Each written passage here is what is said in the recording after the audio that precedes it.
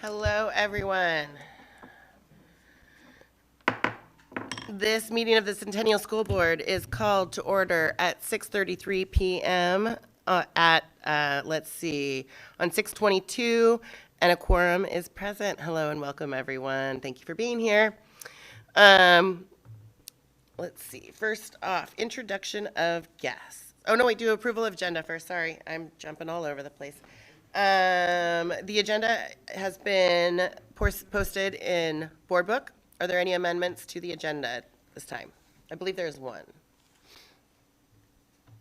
Yes, there's actually two amendments to the agenda. We have the approval of Pal Butte Principal Jared Austin added to Human Resources approvals. And then we've also rearranged the order of reports so that the superintendent's end of year report is before the CHS Stadium Complex report.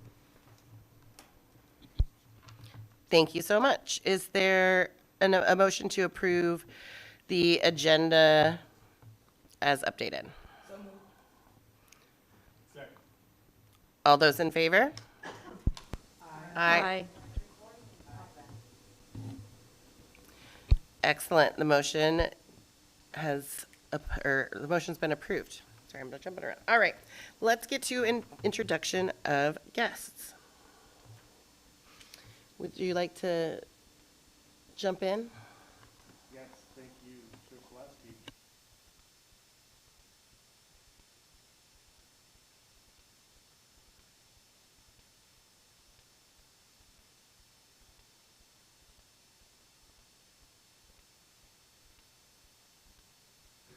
It would help if I turned my microphone on.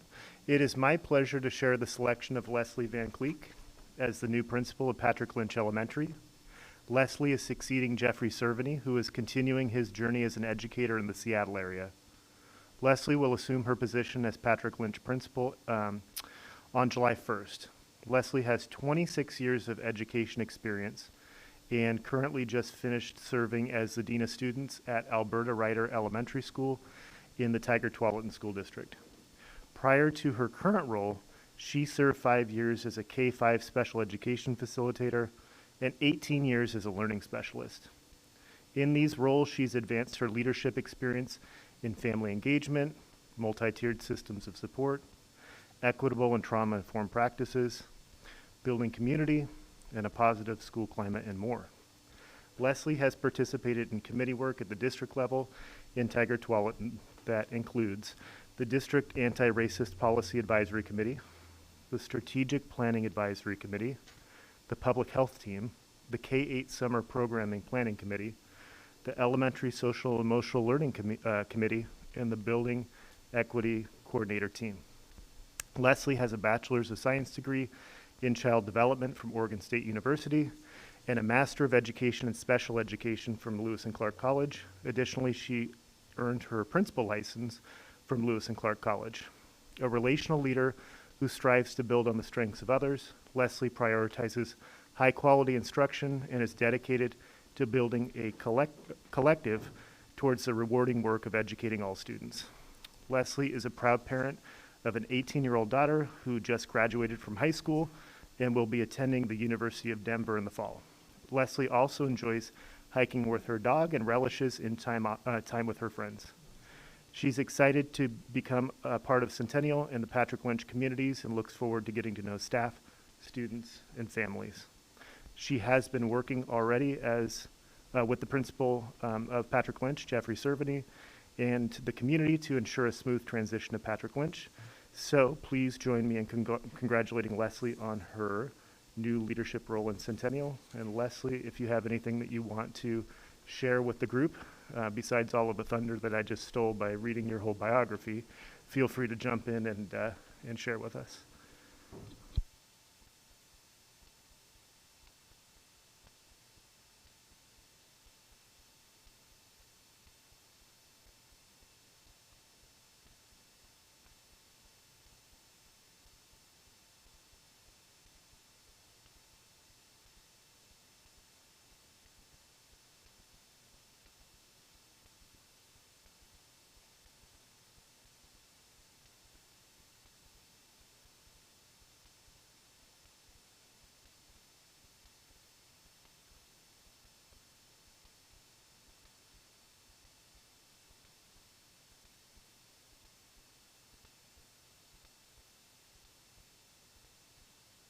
So much. We're excited to have you.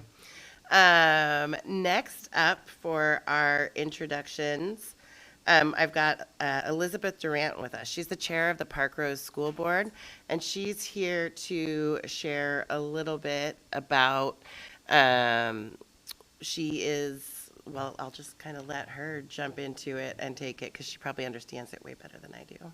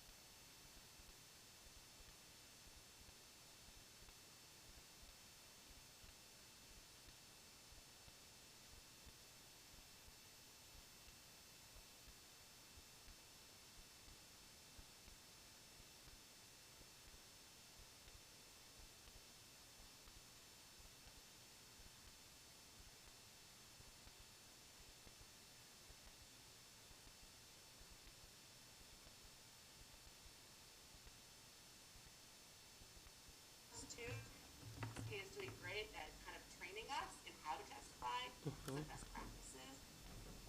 So they're a great resource. Thanks so much for the time. Oh, and we did send out a survey. So this is a test. Like, is that a good way to connect with you? It's in your email. I think we sent it twice. I'd love to hear from you, even if you want to fill it out and say, I hate surveys. This is a bad way to connect with me. But check your email for that. And thanks again for the time this evening. I appreciate all that you do for kids here in East County. I'm your neighbor. I'm close to you, so I know it's a lot of work. So thank you. Thank you so much. Oh, now I'm going to mute my. Thank you so much. We really appreciate you coming and checking in with us. I think that for right now, I know that we do have a few folks who are interested in legislative policy things, and so before we make any decisions, I definitely like to kind of check with the rest of the board and spend a little time with them trying to figure out who would be the best person. But I promise I'll get back to you.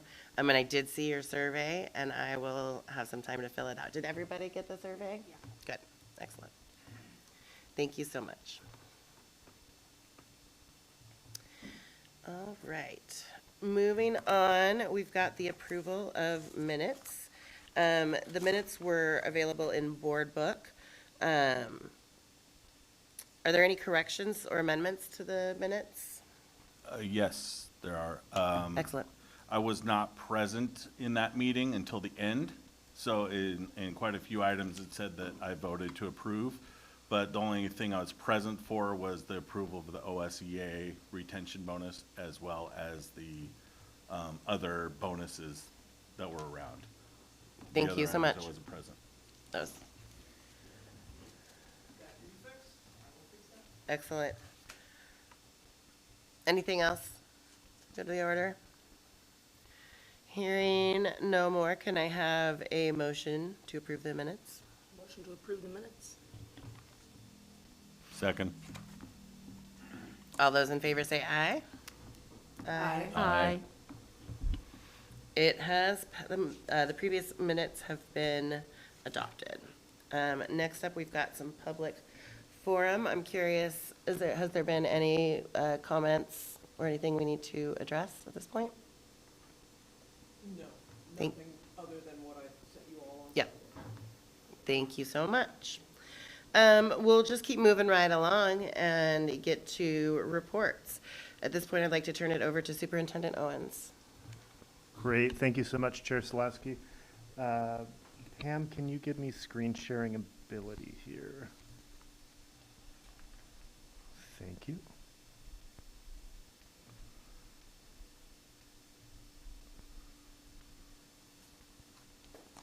So I like to tell the board when the superintendent's report is going to be short, and I'm not going to say that tonight because it's going to be a little long. Because there's been a lot of work happening in the district, and I want to make sure to give a comprehensive review of all that we have been working on. Won't be too long, but it's not going to be short. So the 21-22 school year has been a busy one. While there were countless things that happened across the district over the course of the year, district-wide we were focused on a handful of high-leverage items that were the products and outgrowth of the district's strategic plan, Destination 2023, the voter-approved 2020 bond, and the COVID-19 pandemic. Overall, I believe the important work on the organizational structure that was done this year will help set the stage for years to come.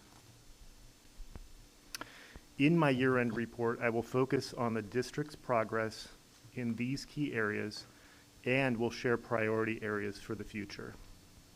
The key areas for the 21-22 school year were the district's return to full-time in-person learning, 2020 capital bond projects, the conversion of Oliver Elementary into Oliver Middle School, the transition of sixth grade to the middle school level, the comprehensive boundary adjustment process, and the reestablishment of Destination 2023 strategies to the extent these could be reinstituted. After 17 months of virtual and hybrid learning, the district returned to providing full-time in-person learning.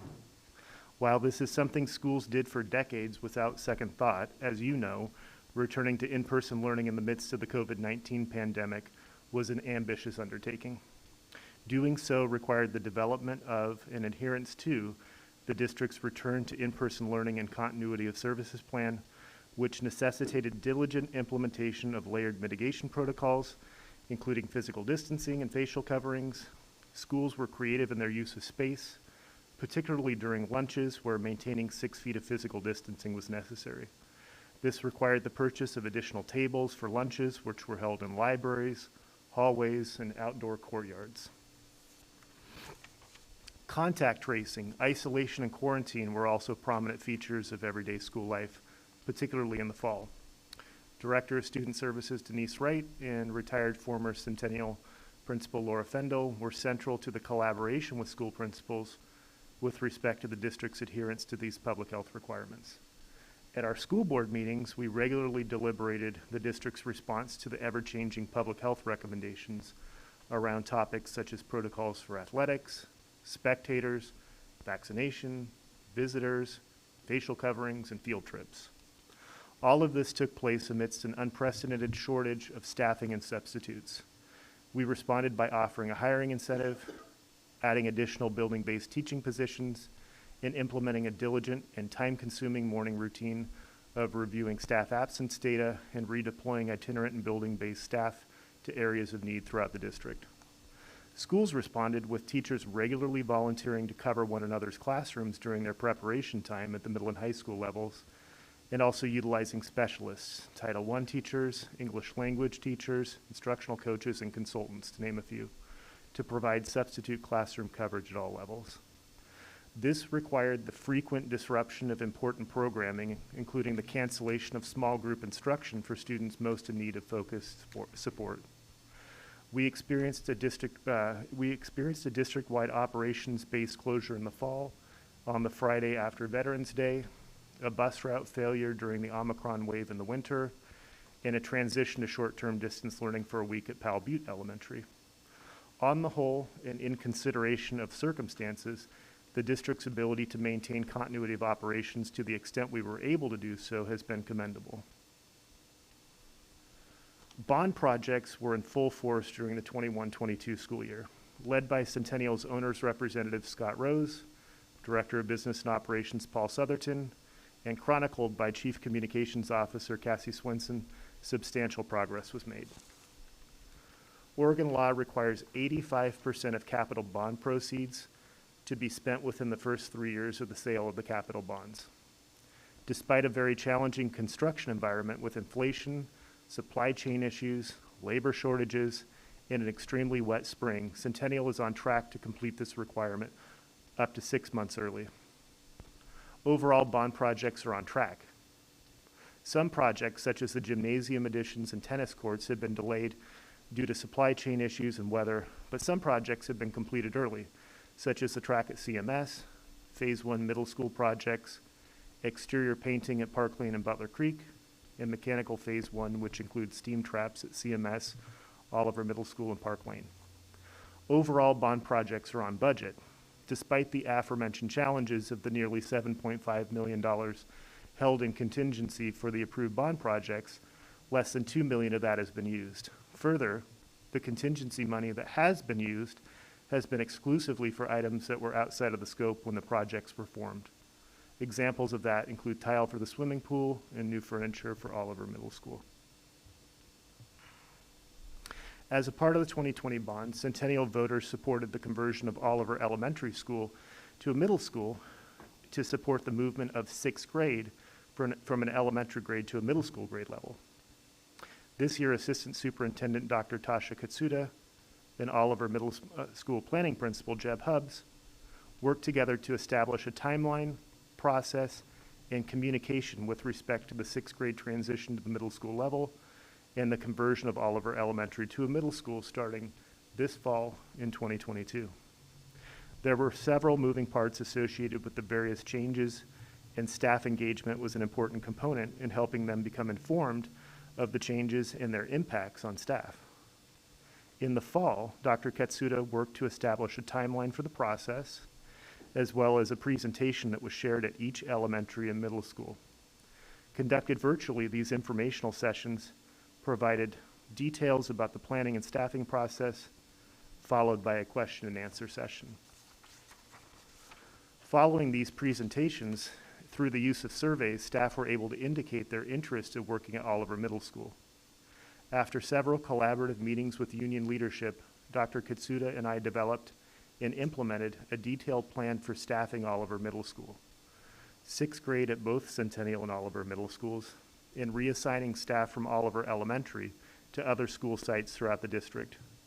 We executed this plan as well as other staffing, allocation, and reassignment processes in April, which is over a month earlier than normal years, so as to allow staff attention to remain on serving students, not wondering where they're going to work next year. Over the course of the winter and spring, Dr. Katsuda and Director of Curriculum and Student Learning Maureen Callahan and Principal Hubbs held regular middle-level visioning and program planning meetings with middle school level staff to continue articulating the vision and plan for middle level programming. As a braided process with the 2020 bond and the middle school conversion processes, starting in the summer of 21, the Centennial School District began a comprehensive review of all school attendance areas in the district. The comprehensive boundary review was intended to address the following: imbalanced enrollment throughout elementary schools and the middle school in the district, the need to balance K-5 enrollment within the physical capacity of school buildings district-wide, the development on the south end of the district impacting enrollment, and informing and supporting the conversion of 6 K-5 elementary schools and the 2 middle schools with the conversion of Oliver Elementary to a middle school. Centennial School District partnered with Flow Analytics, a local consulting company specializing in data-driven boundary review services. Together, the district and Flow Analytics analyzed population forecasts, enrollment projections, and land use trends. In fall of '21, a boundary review committee consisting of parent representatives, school administrator representatives, board liaisons, district administrators, and staff convened to analyze boundary options, receive community feedback on these options, and develop a final recommendation for me to vet and bring forth to the school board for approval. Core values served as guiding principles for the development of the boundary review committee scenarios.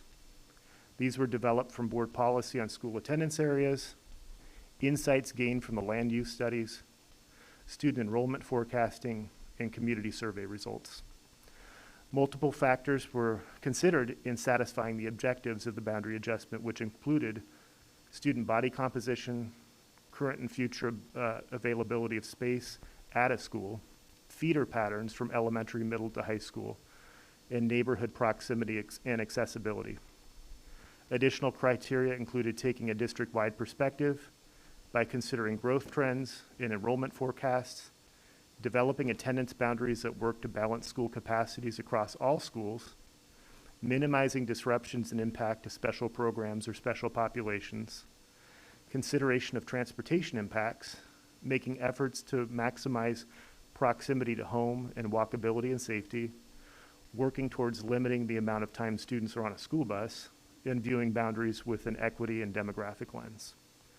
On January 18th, parent and guardian representatives of Boundary Review Committee voted unanimously in favor of the recommendation and provided it to me. I subsequently reviewed the recommendation and, together with committee representatives, presented the recommendation to the board in February. A robust and comprehensive communications plan was developed and executed, utilizing multiple methods of communication to reach stakeholders. These included, but were not limited to, the Superintendent's Update e-newsletter, open houses, the report to the community mailer, the Boundary Review webpage, social media posts, school communications, and local media. A thoughtful and detailed transition plan was implemented this spring that involved communication with each family impacted by the boundary adjustments. This involved emails, phone calls, and the use of thought exchange surveys with impacted families to determine transition strategies. In addition, each school held at least one event which was dual-purposed to welcome students who are transitioning schools in fall of '22 and allow them and their families to become familiar with their new school. These events featured a school tour, information about the school, and other fun activities.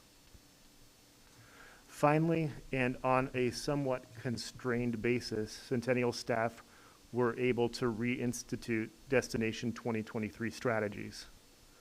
While several of the previously mentioned organizational and structural items are the work of Destination 2023, they're not the work of every day in schools with those working with students.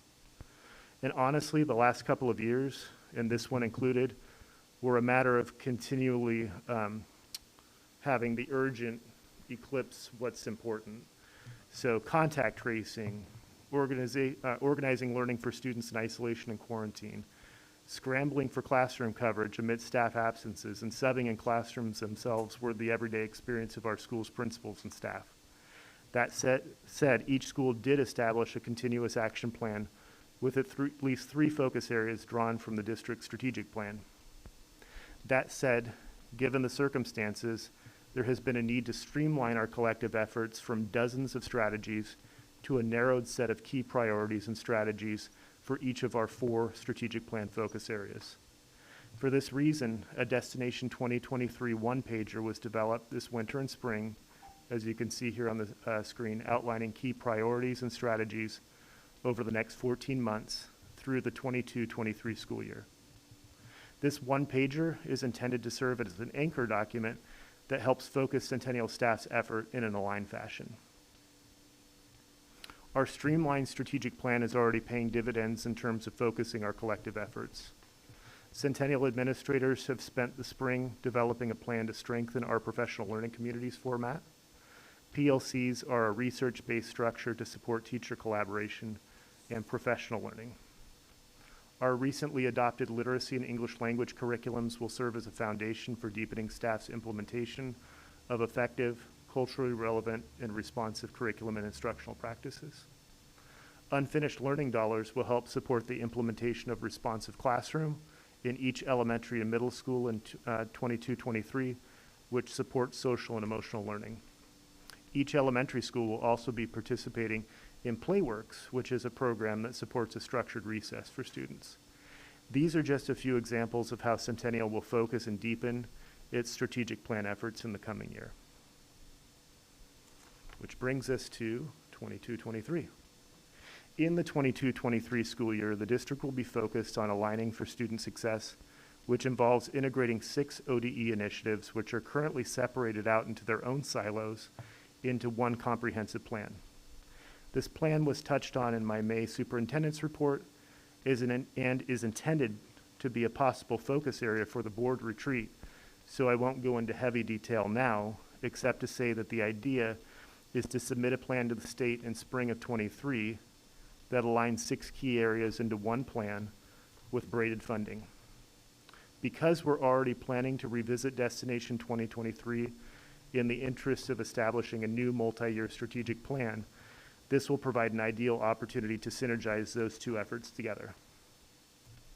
Overall, I see our work in the coming year being focused as follows and reflected up here on the screen. Implementing the structures established in 21-22. So implementing what we actually got done this year. 6th grade to the middle school, Oliver Middle School opening, and the comprehensive boundary adjustment. Completing our bond projects. Implementing the Destination 2023 key priorities and strategies that I just showed. Aligning for student success, which I just talked about, which is the ODE process, and strategic planning for 2023 and beyond. As was this one, the 22-23 year is shaping up to be a busy one. If this year's focus, attention, and accomplishments are any indication, it will be a year that will set Centennial up for success for years to come. Appreciate the opportunity to share with the board a year in review and areas of priority for the coming year. Welcome and invite any questions or comments you might have. And that concludes my superintendent's year-end report. Thank you so much. That was very informative and complete, so I appreciate that. Are there any questions at this time? Director Shields. Just a quick question about how do you feel the transition is going to go with the new boundaries? And you highlighted what happened with having the open houses at the schools and activities. What do you think first day is going to look like around the district? Was people are new bus routes and going to different schools? How does that feel? So that's a good question, and I would say that I had this discussion with Chief Swenson last week, and she's not able to be here tonight, but it was one of those wake up in the middle of the night conversations of, I think this went well. I think we did everything that we needed to do. What do you think? And she said, I'm glad you brought that up because I was having the same feeling, and I think it's going to be okay. And to me, if Cassie says it's going to be all right, and she's done all the work that she's done on it, I think we're going to be in good shape. I mean, the communication has gone out, and anyone who wasn't communicated with or we didn't get a response from got a personal phone call. Now, is everybody happy about the transition? No. Have we been getting calls to the district office about people being displeased and wanting to transfer? I see a head nodding over there, and that's Dr. Katsuda's realm. Nevertheless, people know, by and large, which school they're going to. And we'll just have to wait and see for the first day. Transportation's been routing around the new boundaries and the new bus routes. Those are normally established in August. And so transportation has the information that they need in order to facilitate that. We've turned in everything to the Oregon Department of Education that we're supposed to turn in terms of changing the name of Oliver and reconfiguring our elementary and middle schools to K-5 and 6-8. So, you know, there's always the risk of the you don't know what you don't know and go, oh, shoot, I should have made sure to take care of that. But I think we're in good shape. Thank you so much. That does lead me to just want to follow up with one little thing as a parent. I think one thing as we start out the new school year that I don't know if all schools or some schools do is informing parents of like the drop off and pickup procedures before they show up first day. I know that has been challenging in schools that I've been at. So just you brought up what's going to happen the first day, and that I would love to make sure that all schools communicate that because it's tricky sometimes. All right, thank you. Director Andrews. So Superintendent Owens, we knew at the beginning of the school year that it was going to be a hugely challenging year. I mean, just dealing with the pandemic alone was going to be a challenge, but then all the bond work that went along with that, well, it didn't go along with the pandemic, but one of the deliverables for this school year, and then everything that went along with realigning the boundaries and converting to an additional middle school. When we looked at the plan for the year and the staff that you have to do that, it really was daunting. And I really applaud your leadership and the staff that you have and how you have really pulled off an incredible year. And it'll be wonderful to have a year where we can just work on settling in and focus on student success in this new environment. So thank you and really great job. Appreciate Yeah, that. thank you, Director Andrews. Anyone else have questions or comments? All right. Excellent. Thank you.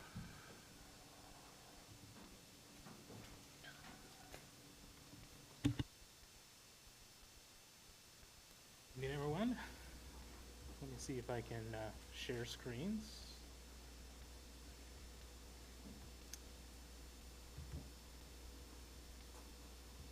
All right.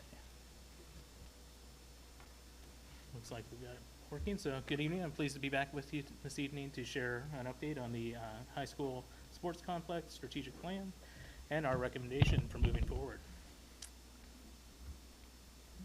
So as you may recall, we had some objectives established by this board and by our administration for completing a strategic plan review of the campus facilities at Centennial High School to support the athletics vision, community, and Centennial led into the future. We had some objectives that included determining the highest and best use of the Centennial High School campus athletic facilities, considering all stakeholder groups, including coaches, student athletes, physical education classes, affiliated youth groups, school events, and community use. We also had the charge to evaluate options with an equity lens for user groups and athletic programs. We were tasked with developing a long-term vision for the campus that best meets the needs of all stakeholder groups and can be implemented in a phased approach as support and funds are available.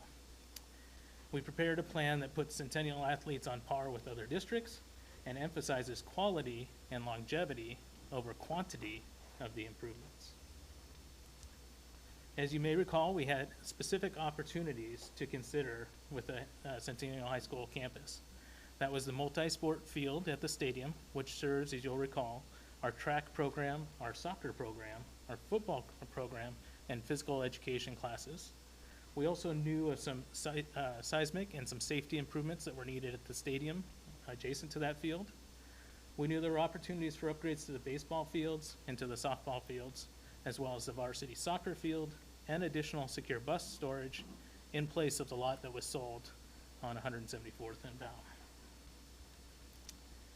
Through extensive engagement with stakeholder groups in the committee, we have a recommendation now for the board on a plan to move forward with the strategic plan as a whole, and then a potential phase one for you to consider. The committee is recommending that the stadium multi-sport all-weather field, which again services soccer, football, track, and physical education, be a key part of that. Bus parking that utilizes the facilities lot fully and relocates spectator and official parking north of the tennis courts. Seismic and safety improvements to the stadium. a future large lighted multi-use field in the southwest corner that will support varsity soccer as well as other programs, a future turf and lighting project for the baseball and softball areas to support those programs as well as year-round use. And you may recall from some of the feedback from stakeholders groups, our baseball games go late into the evening, and without lighting, we're not able to utilize those fields as well, even with the current grass fields. And then associated storage and amenities to fully support all the programming. This is kind of what the strategic plan could look like if fully implemented. You'll observe the multi-use large field at the stadium complex with the track surrounding it. The current configuration that we have, only currently it's just a grass field that gets torn up during the winter and fall seasons. It may, if we have a wet spring like we do now, may not even be available for that season, which leaves us just with summertime and early fall for availability. It also will support varsity soccer when varsity football is not using it. As a multi-sport all-weather field, it supports physical education programming during the day as well. So multiple stakeholder groups can use that field as an all-weather multi-purpose field. And it's recommended as phase 1, along with the bus parking and the additional storage north of the tennis courts. Phase 2, you'll see in the southwest corner, is another large multi-purpose field. This would support varsity soccer, junior varsity football, junior varsity baseball, junior varsity softball, as well as potentially supporting youth leagues. We have a great facility just to the north of the district office right here that Little League uses, but they run into the same issues that we run into, with sometimes those fields are not playable, they don't have lights. And so as part of being a community initiative and considering that stakeholder group, we wanted to make sure that our strategic vision spoke to the community as well as the athletic programs within Centennial. And then phase 3 is proposed for the varsity baseball and varsity softball areas, getting turf field as well, and lighting projects. So just to go over each phase individually, again, we are recommending phase 1 be the stadium multi-sport all-weather field, district-wide pupil transportation improvements, spectator and official parking north of the tennis court, and seismic and safety improvements to the stadium. That looks like this area of the strategic plan. Phase 2 would be the large multi-use all-weather field in the southwest corner of the campus, again supporting varsity soccer, JV baseball and softball, JV football. We would add additional complex-wide storage. Right now, you may or may not be aware that we have a series of tough sheds, we have a series of Connex, we have storage in the high school, and it's kind of mismanaged and kind of all over the place, doing the best with what folks had available at the time that those things were purchased and installed. So having complex-wide storage will allow us to use those facilities where those storage containers are currently, as well as provide equitable and consistent access for all athletic programs. Improve spectator seating and bleachers to the new all-weather field in the southwest corner that's being proposed in phase 2. We have some fantastic sports teams that are out there, and there's no bleacher seating. There's no covered seating in the fall for soccer games. You know, there's just not good amenities for the families and the community members that want to support our student athletes and our other programs. And then we are additionally proposing some additional stadium improvements in phase 2 and improved concessions. Again, this will be area for phase 2. This is proposed as the recommended area for phase 2 that we're talking about. In phase 3, we recommend replacement of the baseball and softball grass fields with all-weather artificial turf fields, add covered batting cages, improve spectator seating and bleachers, and improve concessions. And these are the 2 fields that we're talking about. Sounds like a great plan, and it has universal support, but it does come at a price and an investment in our student athletes program, our physical education programming, our support for students, and support for the community. And this is what that looks like. For the stadium multi-sport all-weather field, again supporting soccer, football, track events, physical education classes, the price tag is estimated at $1.99 million, and that is for the removal of the grass field, the grading, the fill and other site work, improved fill for impact absorption and longevity of the field, and installation of turf, goals, and field events for track. Importantly, it does not include the actual track, it's the field events within the turf area of the track for this estimate. Phase 1 transportation improvements will include district-wide pupil transportation improvements, including additional paving, secured enclosed fencing, and restriping of the facilities lot behind the stadium. It includes the relocation of spectator and official parking to the north side of the tennis courts, and a sidewalk for safety along Rosie Way. For anybody who's ever enjoyed a football game or other event in the stadium, you may recall we have a road that goes down from the parking area to the west of the high school campus, the northwest center area, down to the stadium. And it's a narrow asphalt paved road with some speed bumps. For safety, and we're looking at that holistically, we're proposing that we're putting in a sidewalk for pedestrians when we're putting in parking on the north sidewalk there, complete with ramps and wide enough for accessibility. This comes in at a price tag of $475,000. It is important to recall, though, that as part of these transportation improvements come because we did sell the surplus auxiliary bus lot for just over $2 million. So this is a relatively inexpensive price tag for meeting all the needs of the transportation needs of the district based on what we had available.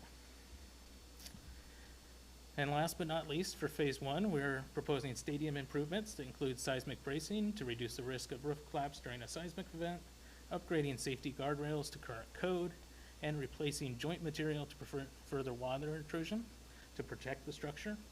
And that comes in at $715,000. We do have an opportunity to buy up on that seismic and safety improvements to include additional seismic upgrades to the back wall, upgrading public restrooms that the spectators and others use when they come to our events, and upgrading the team rooms for athletic teams when they meet during halftime, when they meet during physical education classes, when they meet during practices, when they meet, pre and post game. And those come in at the estimates as listed here, $360,000, $140,000, and $220,000 respectively. So the grand total for phase 1 is estimated to be $3.18 million.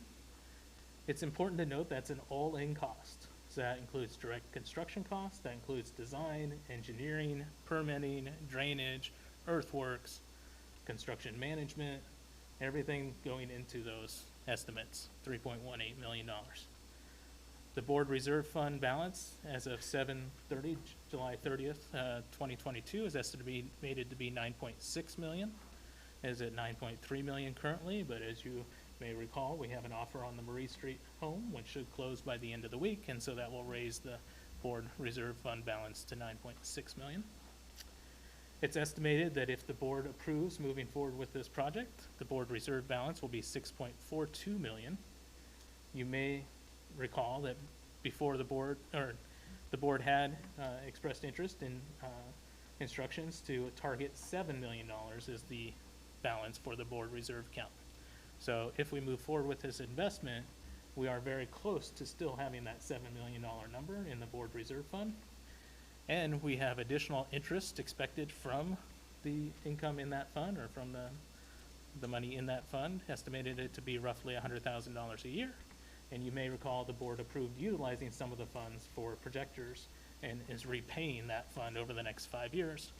So all told, you can expect around $175,000 worth of additional revenue coming into that fund. So it would be back at $7 million in 3 years, pending any other action by the board. Some additional considerations for the phase 1 plan is the Centennial High School track. As noted, the estimate includes the field events within the track, but it does not include resurfacing the track. Resurfacing the track is a potential issue to consider. The track was last resurfaced in 2007. It's 15 years old. The estimated lifespan of a track is 10 to 12 years with regular maintenance. So we've more than exceeded the estimated lifespan for the track, and it is showing signs of that age and of that wear.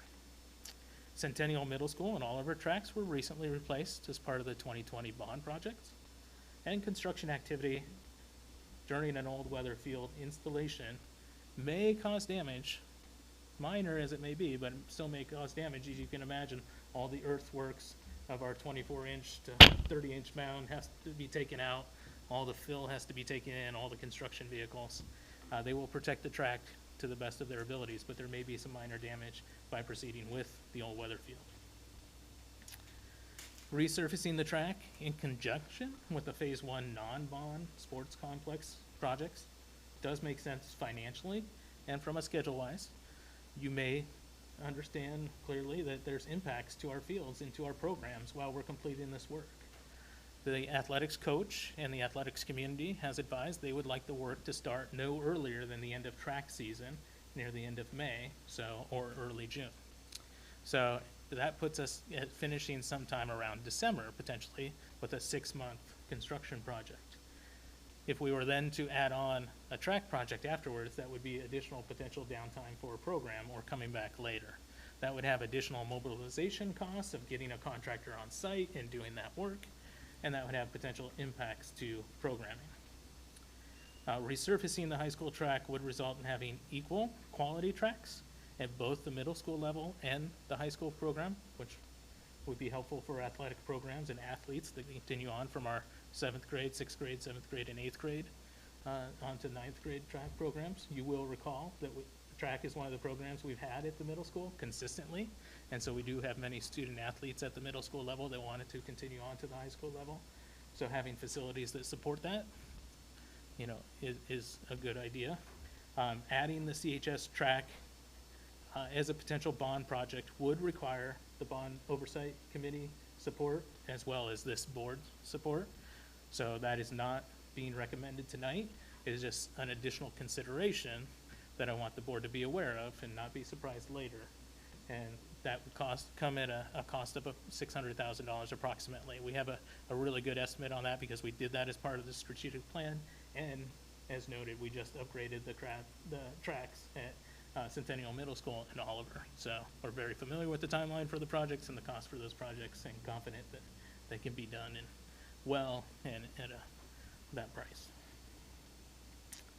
The next steps for the board is to consider moving forward with the opportunity for the Phase 1 non-bond projects later this evening. There's 3 items before you, the 3 items that we discussed in old business, and that is the multi-sport all-weather field, as well as the district-wide bus facility improvements and the seismic and safety upgrades to the stadium.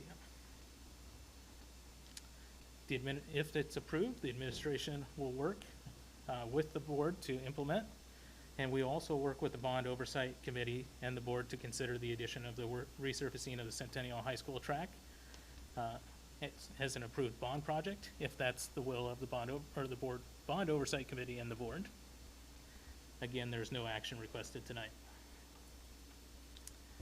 Additional next steps would be to receive a fee proposal from Robertson Engineering to plan out the Phase 1 work, to complete the construction documents, the engineering, the final designs, continue stakeholder engagement, really refine Phase 1, and then prepare documents for bid. The administration would return to the board at a future meeting with recommendations for awarding the fee proposal and the construction bid awards after those have gone out for public competition and competitive procurement. And with that, it's a lot of information, a lot of exciting possibilities. I welcome any questions or comments you may have. Thank you so much. We'll open it up to questions and comments at this point. Yes, Director Harden. This is very exciting. It's been a long time coming. Thank you for moving this forward and presenting it to us. Yeah, this is awesome. Thank you very much. In regards to the track, it seems, replacing the field and replacing the stand, and like fixing the stands and making the seismic upgrades and the parking, kind of changing that whole area, seems silly to not replace a track that is outdated. So I would propose that we include that, or approach the bond oversight committee, or go through the process of moving along with that as well. That would be great. In my mind, I would love to include Phase 2, but I'll take Phase 1 and the track. Great comments. Thank you, Director Harden. And as has been our practice of no surprises with the Bond Oversight Committee, we did preview the track as a possibility with the committee at our last meeting, which was Monday the 13th. There was largely support for including it as a potential bond project because we did the tracks at Oliver and we did the tracks at Centennial Middle School. And of course, there was the feedback we've received before that the other items in phase one are out of scope of the bond and are supported to be board reserve account or other funding. And while I say there was broad support, I would say Director Andrews, 75%, maybe 3/4 for the items. There was also recognition that more work could be done because this was the first that they were hearing about it. So we are committed to continue engaging with them and making sure there's not any surprises. There's no action on that tonight to make sure that we continue our partnership with our community public body oversight for the bond. Could I just on this, I'm going to have other questions, but on this topic, I think the thing that you were going to get back to the Bond Oversight Committee about was how destroyed is the track going to be after the turf field gets put in? I mean, that's really the question. I mean, is it going to even be usable after that? And we need to know that. I mean, is there a way that they could put in the turf field and not destroy the track? I agree that the whole thing should happen, but I think that was like the kind of the remaining issue. Maybe you had other things you were going to follow up on as well, but anyway. No, it's a great question, and that's, we reached out to our partners at Robertson Engineering and Benyon, who puts in the tracks, and to find the age of the track, the expected life remaining, and I do owe a follow-up to the Bond Oversight Committee with the documentation and the findings that they had. The short answer to your question is, would the track be usable at the end of an all-weather field project? The short answer is yes, but it would, have diminished life as well. So it might be likened to a car that's kind of on its last leg and we just took a road trip across the country. It might get us there. I don't know that it's going much further. It really is, at 15 years old, the district had received a great value for that track because we've now exceeded its recommended useful life by 20% already. This project would start in June of next year and be finished in December of next year, so that's an extra 18 months on top of the 15 years. So it would be 16 and a half years all at the end of any stadium improvement projects. And so while it still might be safe to run on, it will show signs of cracks and wear and diminished surface and bubbling and all, delamination and all those things that happen to our Centennial Middle School and our Oliver tracks. Thank you. Director Lynn, go ahead.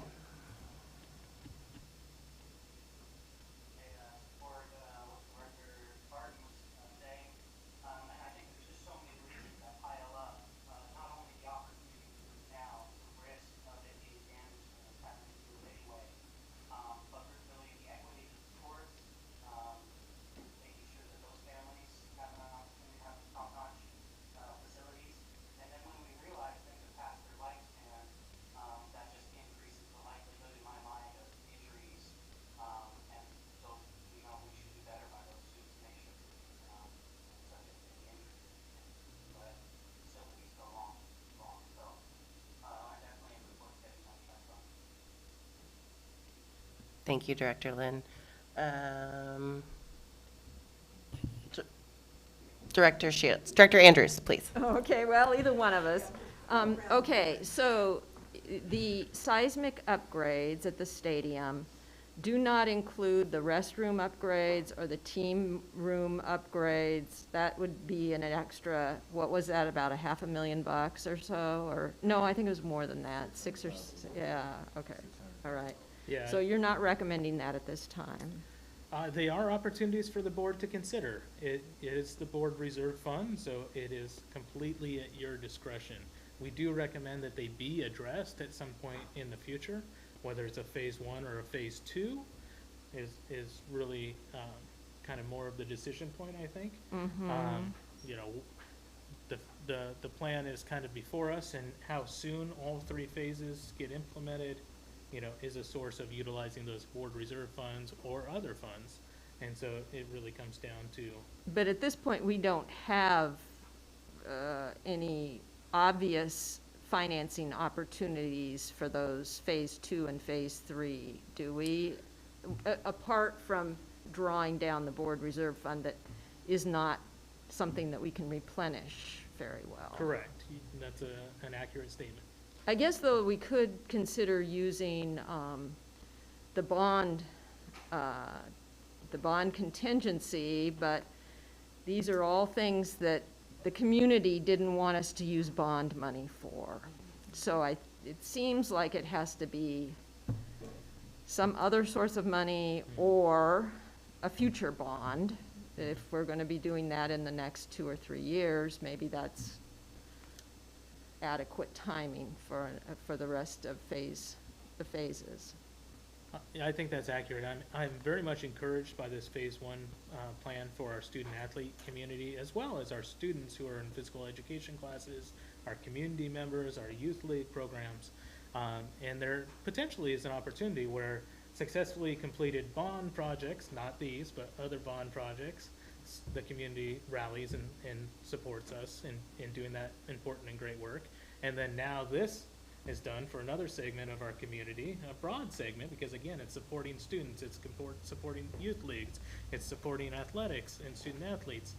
There is an opportunity for, folks to get together and consider fundraising activities, an additional bond. There could be sponsorship opportunities. I think there's wonderful opportunities. We're happy to explore each and every one of them fully. But there is not an identifiable, we said if this property sells, it would fund this, right? Like Right. there is for this Phase 1 kind of Right. aspect.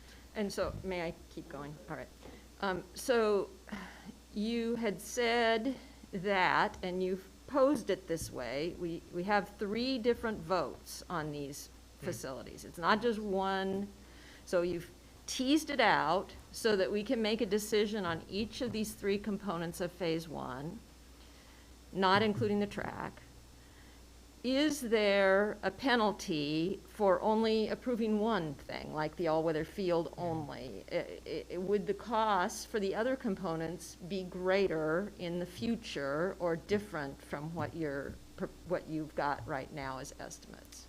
That's an excellent question.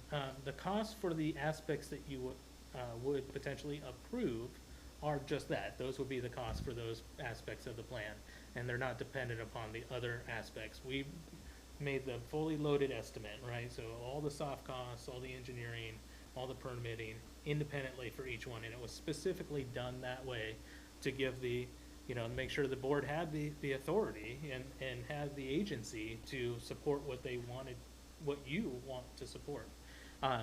There is opportunity cost, so if we do this, we can't do something else, and there is inflation. We've seen what's going on in the market, but we don't know what's going to go on in the market in the future. But generally speaking, if you look historically, you're looking at about a 5 to 7% increase in cost each year that you delay, or each year that passes between the current estimate and doing the work in the future, with the potential for it to be higher or lower. It's an estimate, right?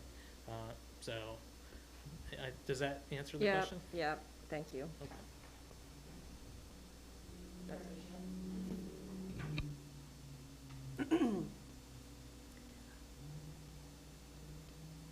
Your question about, timing in terms of use of money, right?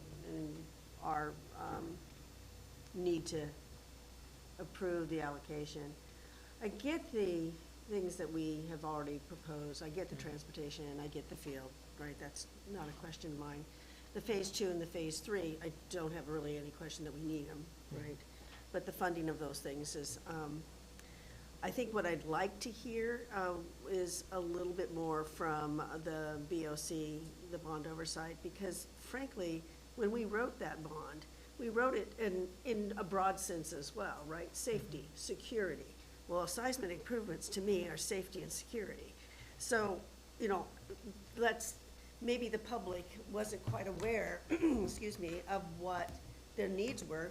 Neither were we until you open up some of these buildings and open up some of these facilities and you look underneath the hood of the car and you find out, oh crap, there's other things that need to be done.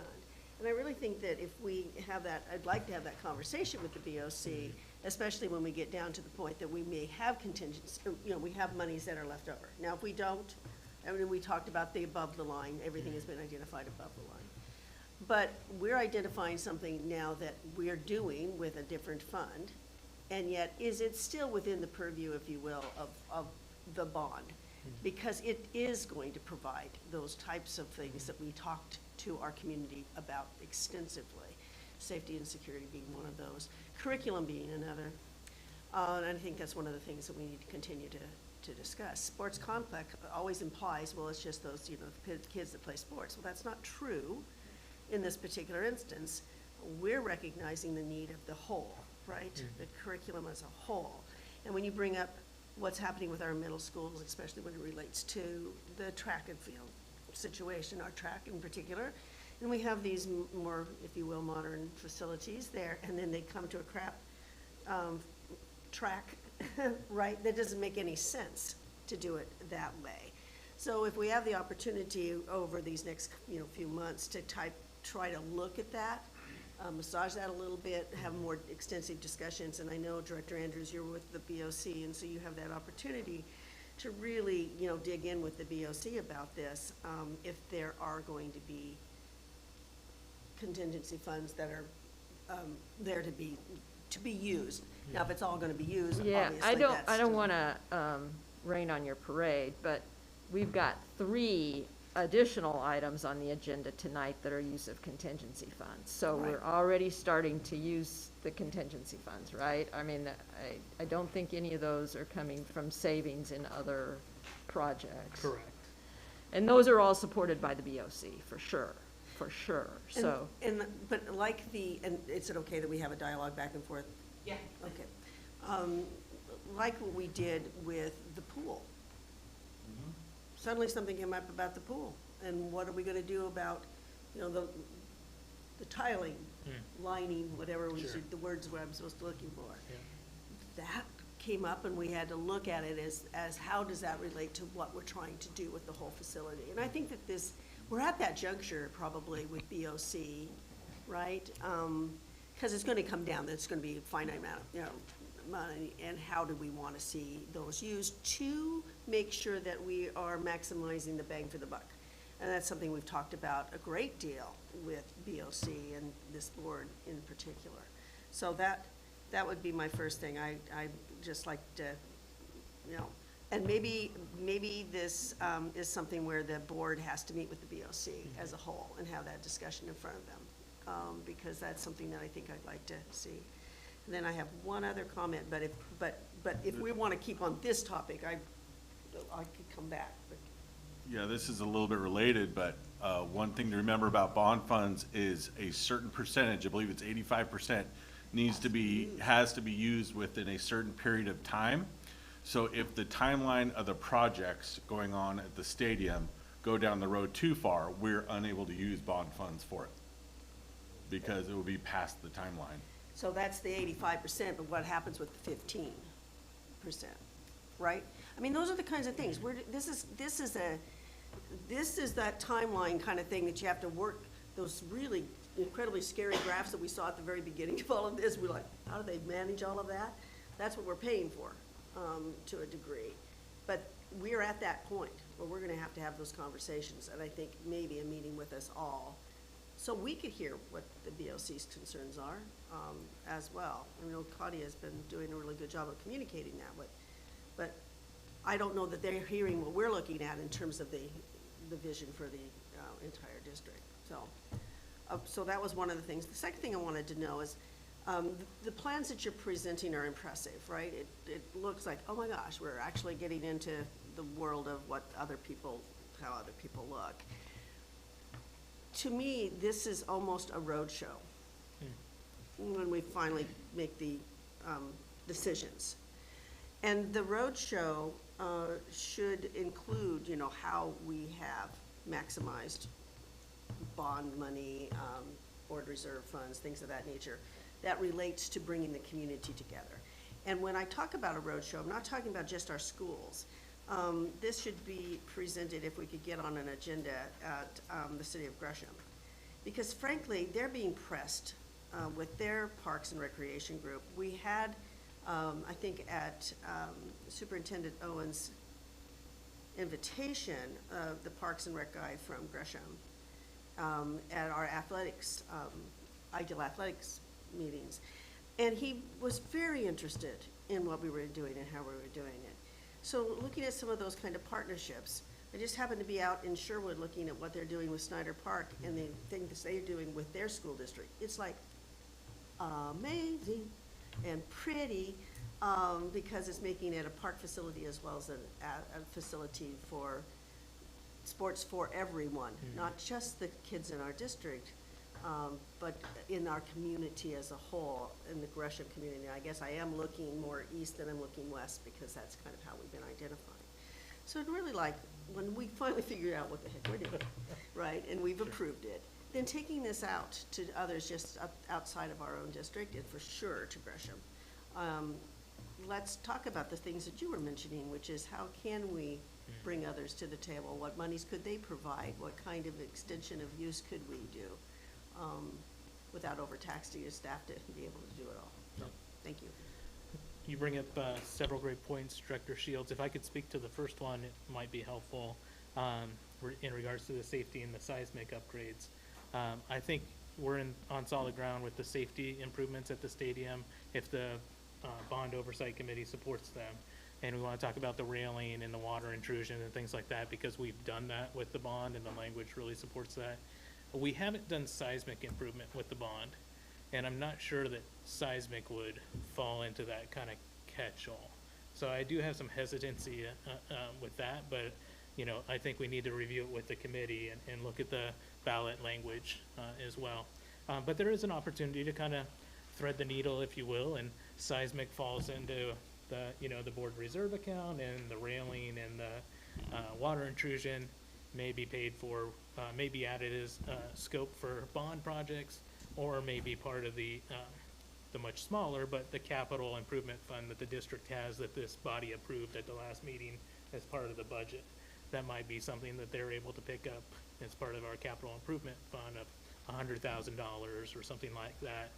We have, as part of the budget, you know, we have a placeholder for unforeseen events in schools and unforeseen projects. So it's not marked or set aside for any specific project at this point in time. So there may be an opportunity, if the board wishes, and to consider, you know, seismic might be a board reserve account, and the other two may or may not be you know, a bond project, or maybe a facilities project. Thank you.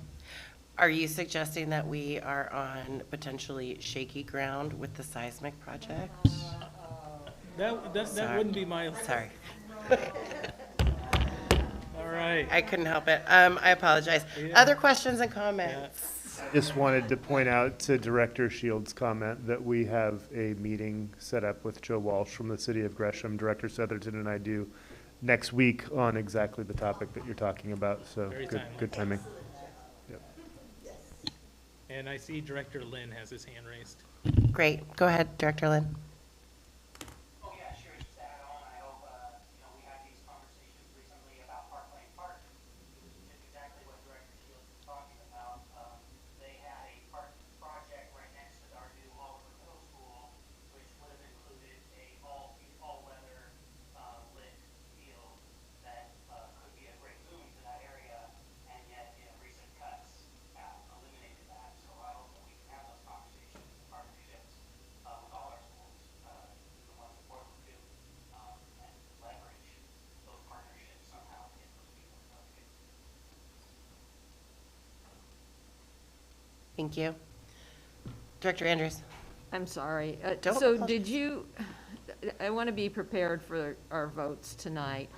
Did you say that, do you think there is some opportunity to reimburse the board reserve account with bond funds if we decide to tease out, say, the size or the safety aspects of those, if we, at some point in the future, the BOC says, yeah, that probably aligns. I don't think that's gonna happen, because we keep probing and probing and probing on this topic. But just in case, is there a way to reimburse that, or once we've committed the board reserve account, we're down that path and there's no going back? I would use different terminology, financially speaking, and just compliance with the bond language and Oregon budget law and whatnot. But essentially, you would be approving a project tonight, and it would be potentially approving a project tonight. And with the clause that says, should the bond oversight committee and the board determine X part of this project to be supported with other funds, expenses at that time and forward will be paid with that account. Does that make sense? We can't necessarily transfer bond proceeds, which are already in possession by the district, into the board reserve account, but. So, okay, so that's a distinction, because you've said that we will not start construction for 12 months, right? Exactly. So we have yeah. 12 months to work that out. Yes. So I think when we get to the approval of those particular those particular items, maybe we'll want to include some language about being able to put the, actually fund some of the particular aspects of it with bond contingency money or something like that. Okay. And I can work on a friendly amendment in between now and then if the board wishes, which, identifies the board reserve account as the primary source of funding. That would be the backstop should nothing change, but may identify an alternative source of funding in the future. I will say that we have to be able to go forward with our engineering partners, with our construction bidders in good faith, that we would have a backstop should other funding not be available. Great. Any other questions or comments on this? Director Shields.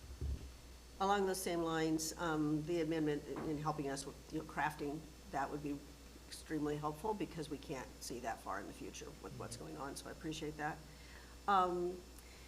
As it relates to, I've already said my piece about we need a policy about how this additional monies, we're looking to commit this to the sports complex in a variety of ways, fine.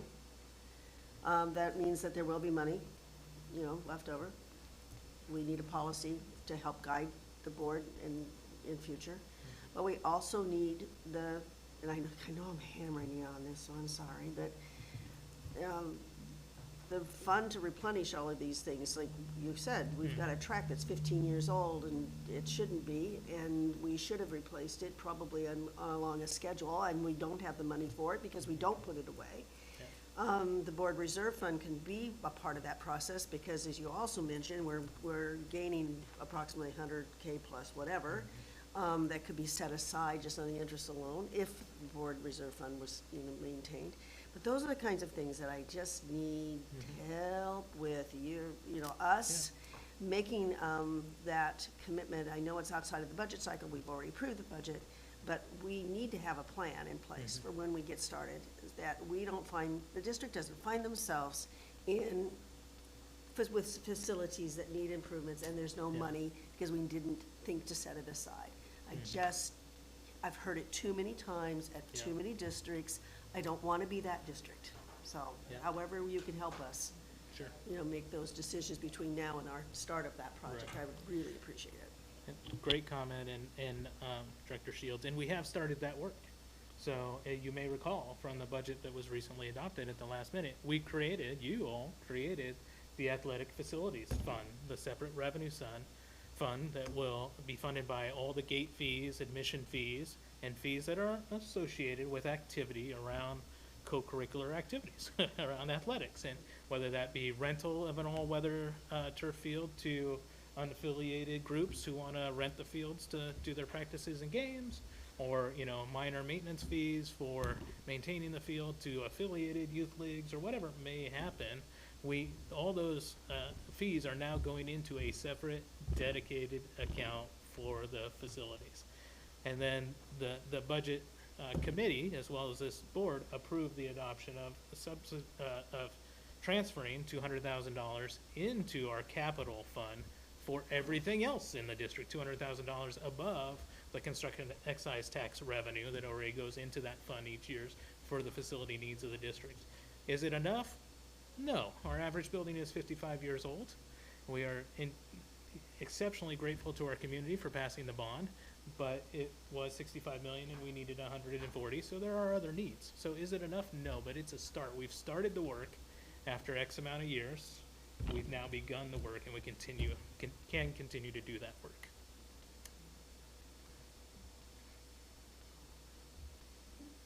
Thank you so much. Thank you. Anything else? All right, I think that, thank you so much, Director Southerton. Thank you.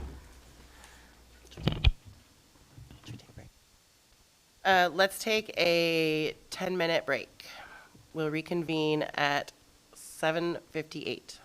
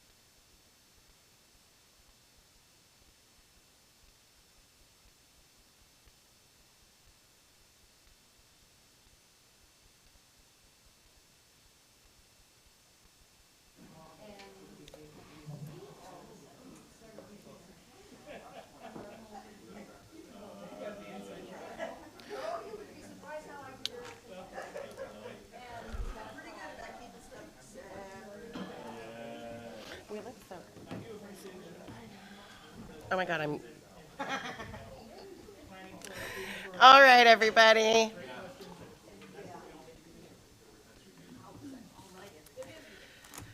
Thank you so much for bringing it back. We're back to order at 7:58. Yeah, extra gavel, right? Next up, we have confirmation items. We'll be confirming these en masse. Can I ask for a motion? Motion to approve confirmation items as listed and with the additions. Great. Someone has the list of additions. Yep. Second. Great. It is moved and seconded that we confirm the items as listed with the additions. Are we ready for a vote? I have one Oh, great. comment. Please. Semantic, just procedural. 6.5.2 and 6.5.3 both contain the same person. Mr. Miller from the high school. I don't know if the resignation admin is supposed to be someone else. Yes, it is. It's supposed to be. Joanna? Joanna. Yeah, that's how it shows in my notes. So I see 6.5.1 is Joanna. Joanna. And 6.5.2 says resignation admin, but that is a licensed teacher. So I don't know if we need to remove that or if there's someone that's Okay. missing or it needs to be corrected. Great catch. Let me take a quick look. So as corrected. As corrected. All right, it's moved and seconded. Are we ready for the vote? Yes. All those in favor, raise your hand, say aye. Aye. Aye. Aye. David, are you back with us? All right, we'll mark that as an abstention. The ayes have it. The motion to confirm these items has been adopted. Moving on, our next item for business is old business. First up, 7.1.1 is our good old friend, Director Southerton. Come on down.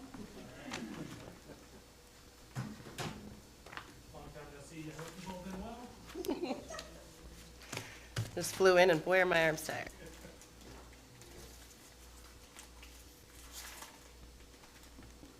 All right, good to be back with you again. So, up for consideration before the board is the Centennial High School multi-sport turf field project using board reserve funds from the sale of surplus property. The administration is recommending the approval of a Centennial High School multi-sport turf field project. As you may recall, the current condition of the stadium grass field at Centennial High School is poor. The field requires extensive maintenance, has severe crowning, which is at or exceeds OSAA regulation limits, and has drainage issues that need to be addressed. Centennial High School is also one of the only high schools in the region without an all-weather multi-sport field. Additionally, the field experiences extensive wear throughout the football and soccer seasons, and is a disadvantage for our student athletes who compete on turf fields against opponents at away competitions. But they practice on grass fields at home. The grass field can also not be used by physical education or gym classes and other programs frequently as frequently as needed due to wear and tear on the field. This project will address the deficiencies of the varsity athletic field, support physical education programming, result in lower operating costs for the district, and support multiple Centennial athletic programs, youth programs, and community use.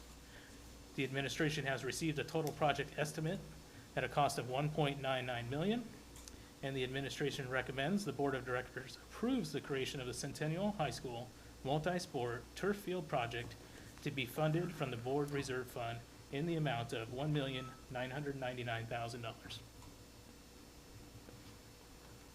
Thank you very much. At this point, I'd like to call for a motion. Motion to approve, motion to approve the high school multi-sport turf field project at $1.9 million. Second. Great. It is moved and seconded that we approve the CMHS multi-sport turf field project. Chair, Can you tell me who moved and seconded? Who made the motion? Vice Chair Fuller made the motion, and Director Hardin seconded. Thank you. Mhm. At this point, would like to open it up for debate, if there's questions. or Were we comments. going to add something to the motion that allowed the possible funding from a different source before the project was initiated? I'm happy to offer a friendly amendment. I understood that to be for the stadium resolution. The safety and the Okay, so we seismic. wouldn't even try to do anything safety-related on the turf field? No, Okay. I don't think, I Fine. think that that's, It's a valid question. Is there anything that you see in that project that would fit underneath bond and bond contingency money? They would have to take discussion, obviously, with POC.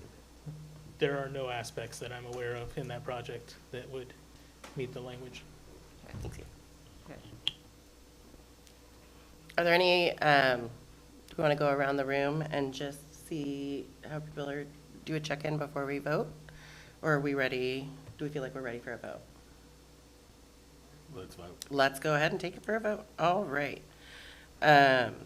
Those in favor, raise your hand and say aye. Aye. Aye. Awesome. The ayes have it. The motion is adopted. We will have approved the CHS Multi-Sport Turf Field Project as submitted. You're honorable. Take it.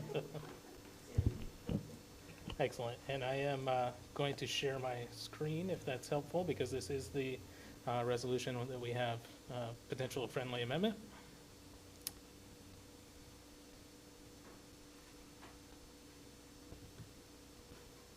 Excellent. And looks like we're up. So this is for considering approval of the Centennial High School Stadium Seismic Improvement Project using board reserve funds from the sale of surplus property. The administration is recommending the approval of a Centennial High School Stadium Improvement Project. As you may recall, Centennial High School Stadium is in poor repair. The current stadium was built more than 60 years ago and has received little to no improvements, seismic or otherwise, during this time, and has been experiencing water intrusion issues.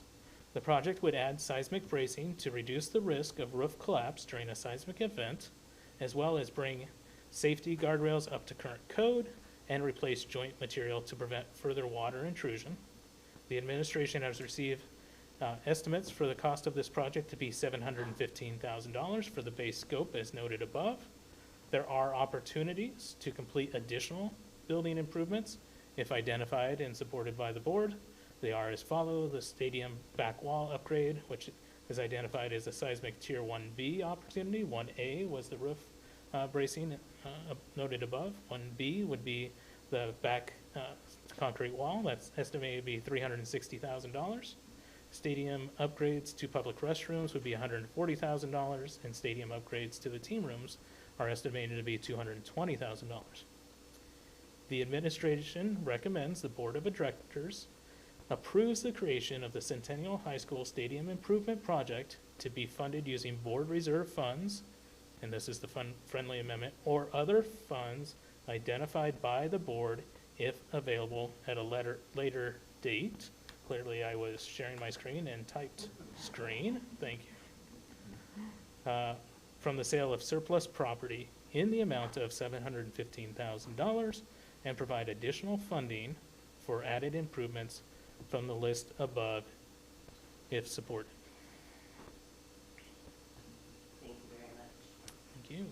I move that the administration recommends the Board of Directors approves the creation of Centennial High School Stadium Improvement Project to be funded using board reserves or other funds identified by the board if available at a later date from the sale of surplus property in the amount of $715,000 and provide additional funding for added improvements, no.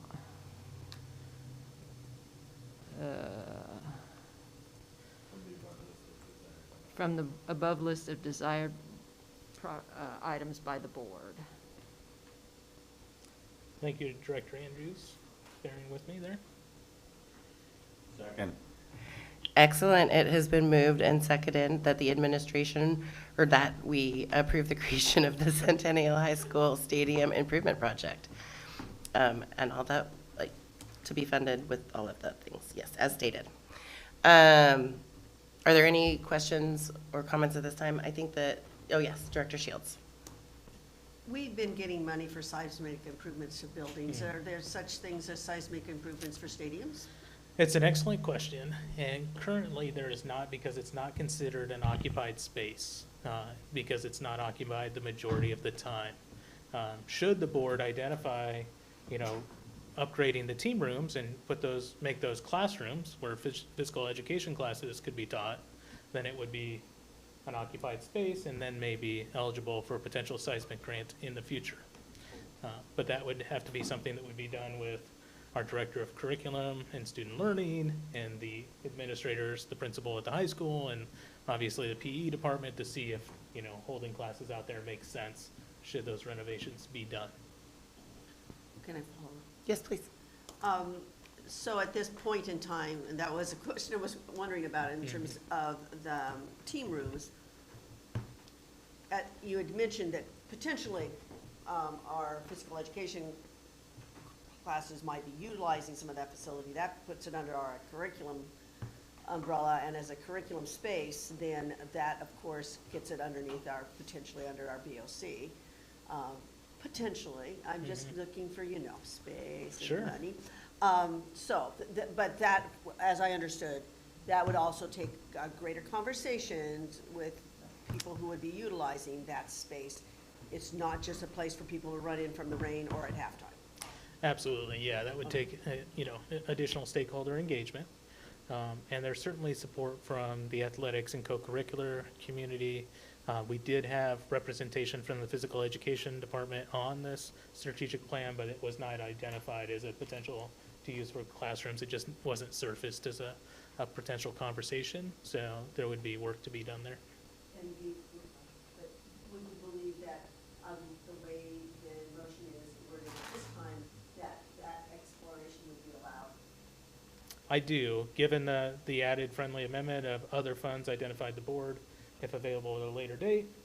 You can always add as this is whatever gets approved tonight, maybe something else gets added to it next month or next year, right? So there's always that opportunity to, come back later. We can also bid these items out as alternates when we go to bid out the core projects that were approved this evening. We can design and build these as alternates, and should the economy change and there be more construction folks available to do work and bids come in at a lower price, we may have the opportunity to buy up with the existing authorization that you all are approving, or we may, just have an opportunity to come back and go to the board and to the bond oversight committee, are you sure you don't want this? Or whatever it may be. So it's not that it's off the table, it just means that it wouldn't necessarily proceed with the same level on support as the other projects noted. All right, Director Harden, do you have any questions? Director Andrews? Director Lynn, do you have any questions? Vice Chair Fuller? Question, if we approve this, are we actually approving these 3 additional items as well, or will we be, how will that work? That's a great question, Chair Slawski. No, because you have not identified as moving forward with those 3 additional items, nor identified additional funding. The $715,000 was just for the base scope.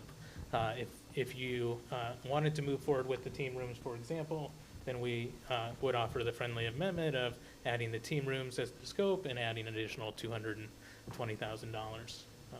I'd like to go around the room and just see what people think of adding that in at this point in time. And I'm going to put you on the spot, Director Lynn. Can you let us know what you think of that? I think we should go forward with the improvements and not hold anything up. I know this is going to be a long timeline anyway, so the more that we can just start it and get authorized to begin with. And top team rooms is good. Need it. Great, thank you. Director Harden? I agree with that. I think we should move forward with the upgrades. especially since the wording of the motion has flexibility of potential fund, other funds. Thank you. Director Andrews?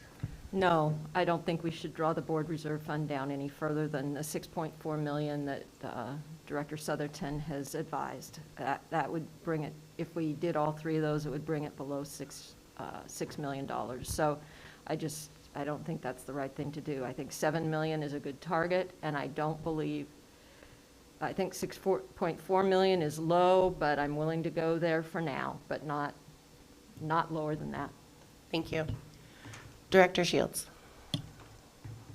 I would agree with Director Andrews at this point in time, not that I'm against any of these, I think they're well-deserved and probably need to be done, but I think we have to get much further down the road to be able to identify where that money would come from and the impact it would have on the bottom line in terms of the reserve fund. And so, at this moment, no, but reserving to continue to look at it and find out additional resources. Yeah, because I support the concept for sure. The source of money, I want it more identified, and the impact on the reserve fund first. Vice Chair Fuller?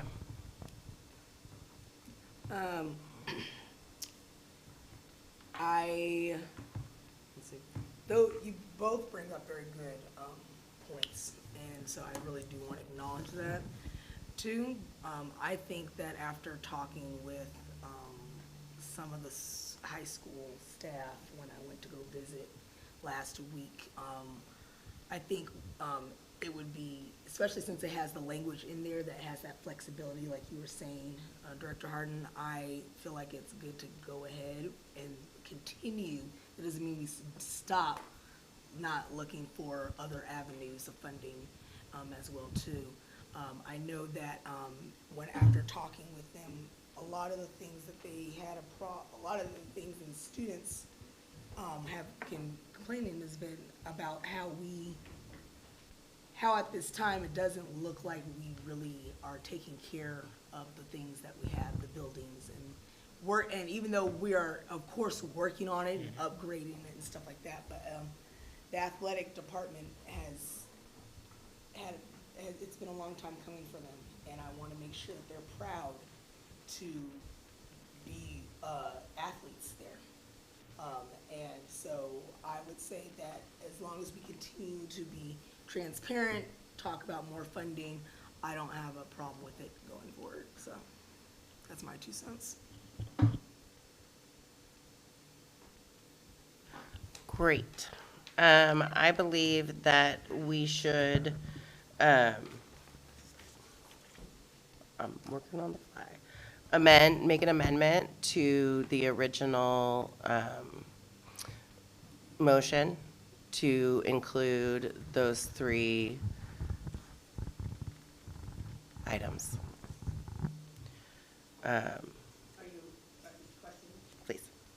So you're saying you would move it from 715, we add another $700,000 to it, so now we would be at 1 million something?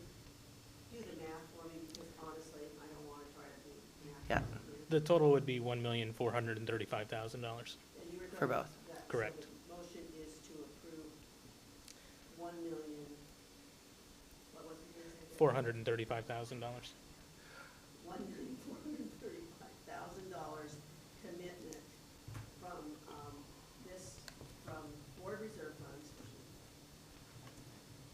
and or other sources, but committing the board to 1.4. Yeah, and I think that with the notion of other sources as potentials, I think that there's time to work that out. Oh, well, the BOC is not in support of using the bond fund for that, so did you have other sources in mind?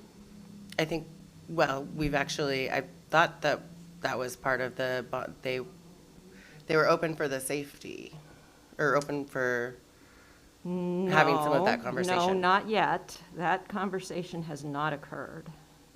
Okay. I don't think, has it? Great questions, and it has not occurred for these 3 specific items. Okay. We have discussed safety improvements, we have discussed structural improvements, we've just discussed classroom improvements, et cetera. So it would be new to the bond oversight committee for Okay. these 3 specific items. Director Shields? That's where I object. We've got the $715,000, which we were saying that we would look for additional funding maybe under, whatever would qualify under BOC. That would make sense to use the monies to ask. Because there's a whole list on below the line that contingency funds can be used for.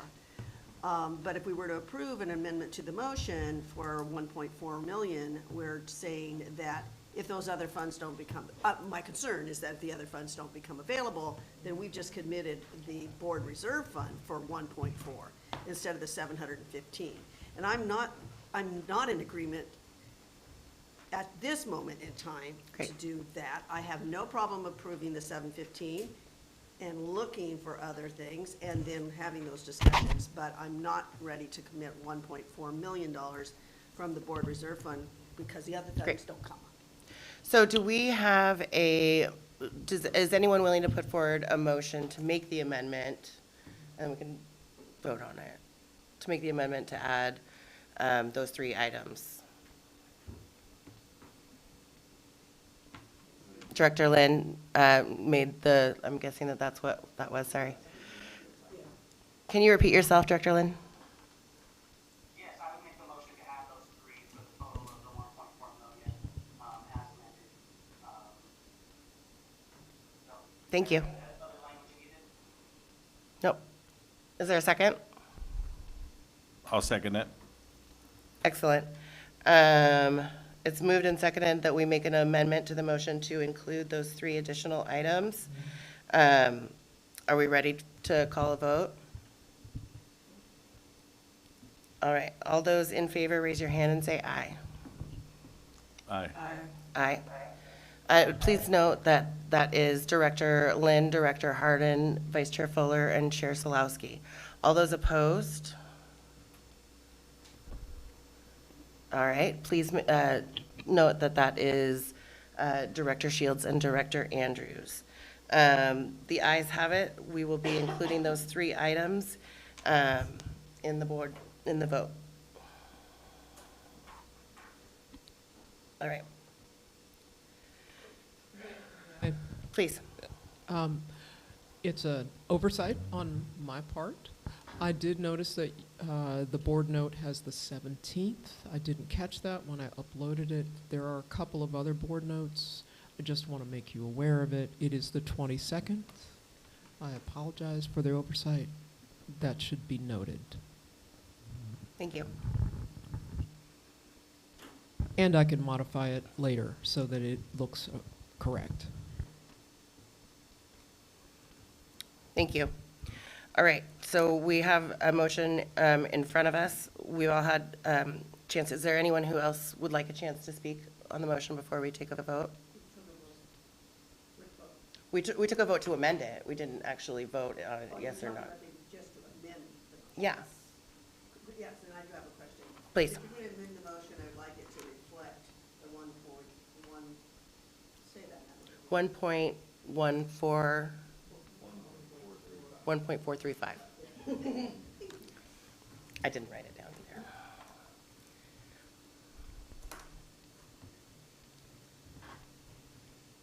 Thank you.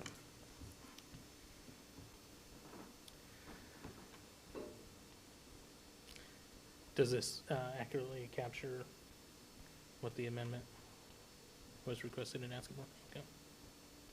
Yeah. Thank you. All right. Is there any comments or things people would like to say at this point that have not already been said? Yeah, I'm just. Director Anders? Thank you for calling on me. I find it very disingenuous with regard to the Bond Oversight Committee. I believe that there could be, well, it just is very disingenuous with regard to them and is not paying attention to their input. I hear that. I would also like to say that none of this is directed towards the bond oversight committee. It's directed towards our students who deserve, and our community that deserves these facilities, and that's where I'm coming from. Director Shields? I don't know that we've had an opportunity to look at the entirety of the below-the-line list that has been identified. As new board members, I don't know that you were involved in the bond or the list of things from the strat planning that was done, so that you could see the impact. But committing $700 more thousand to one thing specific, when we have already committed millions of dollars to the sports complex, is troubling to me. Because, yeah, you're right, it does have an impact on students, but we have things that are under the line in the BOC, and that's why we have a BOC, to have those conversations with. And when I was talking about alternative funding, I was actually talking about the alternative funding as it related to the $715,000. Moving to $1.4 million plus commits and moves our reserve fund down below what our policy has established at $7 million. So what you're saying is you're going against the policy as well. And I'm very troubled by that. And that's a historical statement. It's something that some of us have gone through. And we were just talking about the break. We've also gone through the situation where, you know, we were within hours of not even being able to make payroll, and now we're talking about saying, well, let's just go for it. Let's just add another $720,000 to $715,000 that's already identified. I'm just not ready to do that, and I'll be voting against the amended motion because of that. I think that we have to have an understanding of the entirety, which is what I was asking for in terms of having a meeting with the BOC. So I can also be reminded about the strategic plan and what the approval process was that we used when we established the bond. So that if I felt that this, amongst all of the other things that are on the list, is raised to a level that I wanted to support it, then I could support it at a later time. But I'm not just willing to say, well, you know, we've got money there, and now we're gonna go below our mark, and we are talking about, you know, projects that we haven't reviewed with BOC. I'm very uncomfortable with that, because as I understand it, nothing below on these bulleted items would fit in a BOC environment. So now you're committing funds that goes against our policy anyway. We won't be able to maintain the $7 million, which is a policy that we already have. So voting against the policy means that's a real challenge for me as well, because that was established, hard fought to establish it, hard fought to be able to get to that point, so provide stability to the district. And I think that this is not a way to spend monies and our resources when we don't exactly know what else is coming down the line. So anyway, I'll be voting no against the amended motion. Thank you, Director Shields. I have a question for you, Director Southerton. If part of what you had said was that if we did, one of the items were the team rooms, could that potentially open us up for grant money for some of the other 715 originally, or any of that, making them usable class space? Yeah, that's a great question, and what I'll share is what my understanding of the seismic improvement program is through the state of Oregon, and my belief that if they became occupied spaces, for whatever reason, we taught classes in there for PE, or otherwise they were occupied for the duration of the day, then I believe they would qualify for application for seismic improvement funds.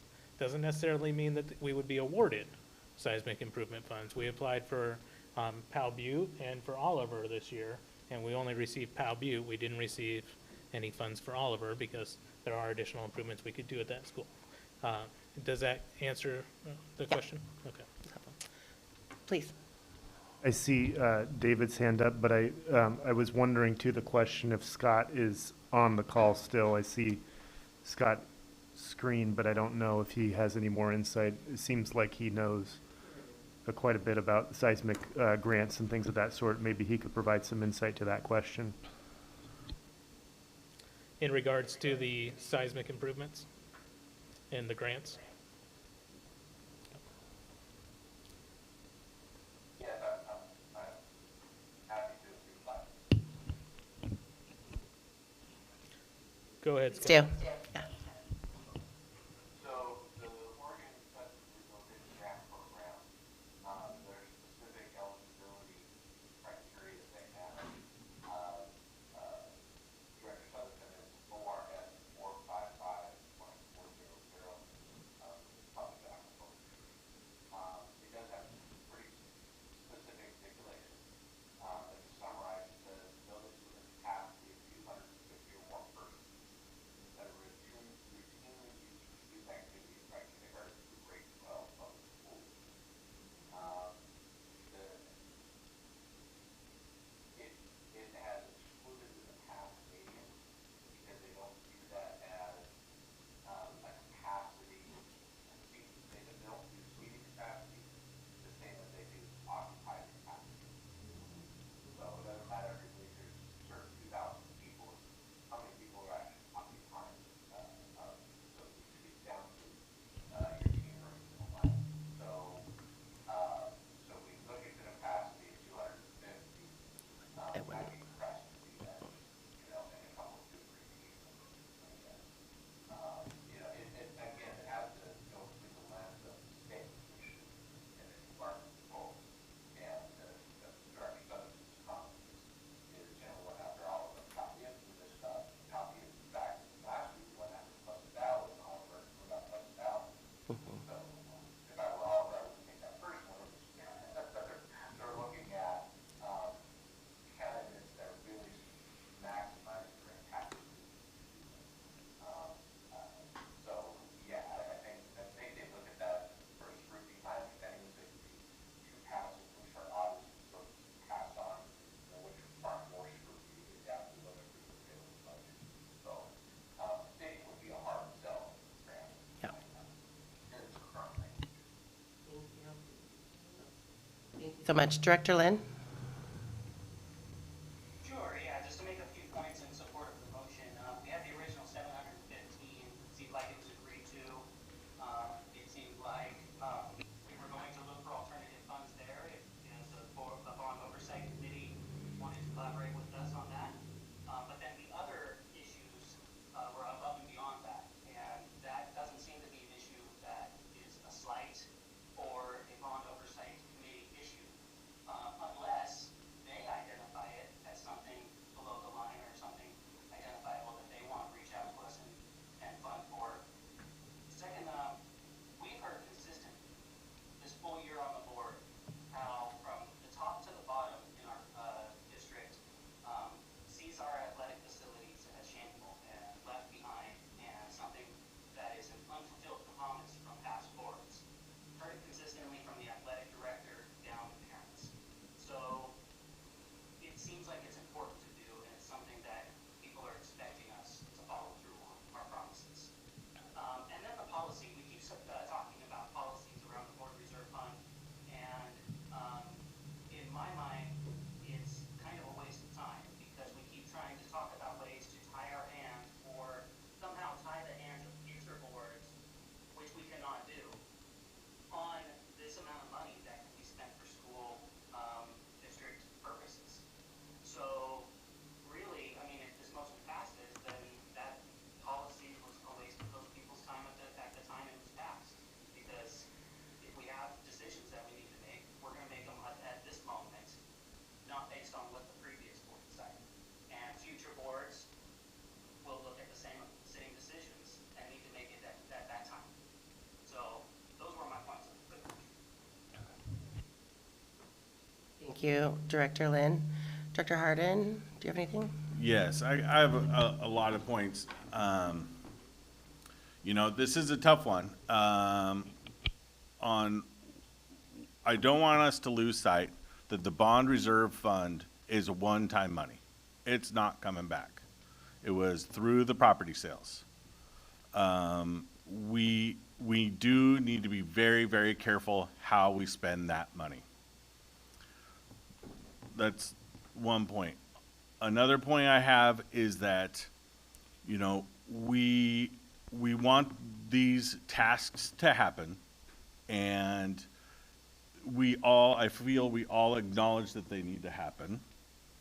And it kind of is, it may be a little bit going the cart in front of the horse, like we are putting our neck out there, because in the end, it would come out of the bond reserve fund, and that $7 million line is something that's very important to our credit. It's important. It is an important number to keep.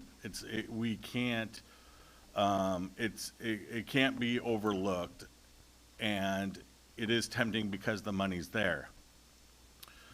But that, I have confidence. The reason that I believe in the motion as it is I have confidence we can find alternative methods of funding this. And if approving it tonight gets the ball rolling, then it's like, okay, guys, let's go find some other funding. We need to find it somewhere. I don't know where right off the top of my head either right now, but it's kind of, I'm willing to make that leap of faith. And my final point is, this is a motion to be excited about. This is a motion that's been a long time coming for the community, and I don't want it to start out with contention between the board, between the community, between anybody. So, if it brings the spirit back to it to go to 715 and then look for funds before we do the add-ons, I'm willing to do that. But I'm also willing, I think we can do it at 1.4. I think we can find alternative funding for it other than the bond reserve fund. And that's why, I would be willing to go back to the original 715. Let's, maintain the community spirit of it all. That 715 isn't small. It's not a small piece that we're using. It's not having the upgrades. This is, first or second time I've heard of the upgrades. So I'm okay if they need to wait for another day. I think we can do it if I don't want to slow the thing down. I don't want to go back to it. I'd add the track right now. I'm the wrong guy to talk to about this because I'm ready phase 2. Let's go. But I understand the fiscal responsibility that we have as a board. And the bond reserve fund is one-time money. It's not coming back, especially in large sums. So I don't want to lose the spirit of it. This is a moment we should all be celebrating together. We should celebrate this as a community. We're going to get a field. We just approved that. The seismic improvements to the stadium. This is great stuff. And so, if not going for the upgrades gets that spirit back that we lost for 15 minutes, then let's do it. Let's just do it. Okay? If that makes everyone feel better. But I really think we can do it. I think we can do the add-ons. Thank you. Let's see, who has not had a chance to speak yet? Vice Chair Fuller, is there anything you would like to say? No, sorry. Would you like to, yeah, please. I do want to acknowledge Director Lynn. You are correct. The Bond Oversight Committee really does only apply to the bond funds. And so if we're planning on taking this out of the board reserve account, they don't have any specific responsibility there. We have just been sharing the information with them and getting the feel from them as community members. So Director Lynn, you're correct. The Bond Oversight Committee doesn't have any jurisdiction over the board reserve fund. Director Shields. I appreciate the clarification, but there is another clarification, and Director Harden, you alluded to it as well. Policies are set because it protects the financial integrity of the district. We were going to lose our bond rating. It was almost a miracle that we were able to keep it, or else the community would not be experiencing the improvements across this district that they are experiencing. Because if we had lost the bond rating, if we hadn't put into place the policy, that policy kept us at the bond rating that we got. Without it, we lost it. If we lost it, we could have lost the bond, or the bond would have been significantly lower because we would not have been able to fund it. So, talking about what a board does for now and in the future, it's because we were acknowledging what we learned through the process of going so low in terms of our budget. I have stated, I don't disapprove of any of these. I just disapprove of doing it now and committing without knowing where those potential funds could come from. We had started down the BOC line and having that conversation, and there may be some, that 715 might not be exactly 715, because there may be, with bond oversight, some of that could come through in a safety way. But we don't know what that amount is, 10,000, 25,000, 100,000. But this is $720,000 that you're trying to commit, and lowering our amount that's in our reserve, and having a financial impact for the entire district for something that, when Vice Chair Fuller was saying, but students at the high school, students haven't seen, I'm not really sure that they're going to miss the upgrade to the team rooms at this point in time, when we could be doing maybe things to the classrooms in the high school. Because we haven't looked below the line to see what we would be giving up if we went to the BOC to talk about some of these other fundings. We're not well informed enough about what our choices are at this point in time. I think that's something that we need to work on. But I would support the 715. I will not support the 1.4. Do we have any understanding as to how needed is that seismic for that wall, the brick wall, or the cement wall along the back? And I'll invite Scott Rose to speak on that for the engineering point. Scott, are you still with us? So that was the second tier 1 seismic improvement for the back wall of the stadium that Chair Solowski had a question regarding. There were about 7 seismic improvements that were identified, and they were broken out into tiers 1, 2, and 3. And tier 1 was broken out in terms of the most critical, which was identified as 1A, the bracing of the structure, and then 1B was the back wall. All of these seismic improvements are what we call discretionary, not code-driven. But the seismic engineer put them in order of importance or significance. He said, if you only do one, do the bracing. If you only do 2, do the bracing of the back wall. They had other components aside from that. How critical is it to do the back wall? I'm not a structural engineer, but he felt that those were 2 separate activities. The structural engineer felt there were 2 separate activities, and one was certainly more important than the other. So he just limited your brains out rather than saying they had to be done. Right. So there is a level of importance of one versus the other, but magnitude. Thank you. All right. I feel like we are at a place where we need to really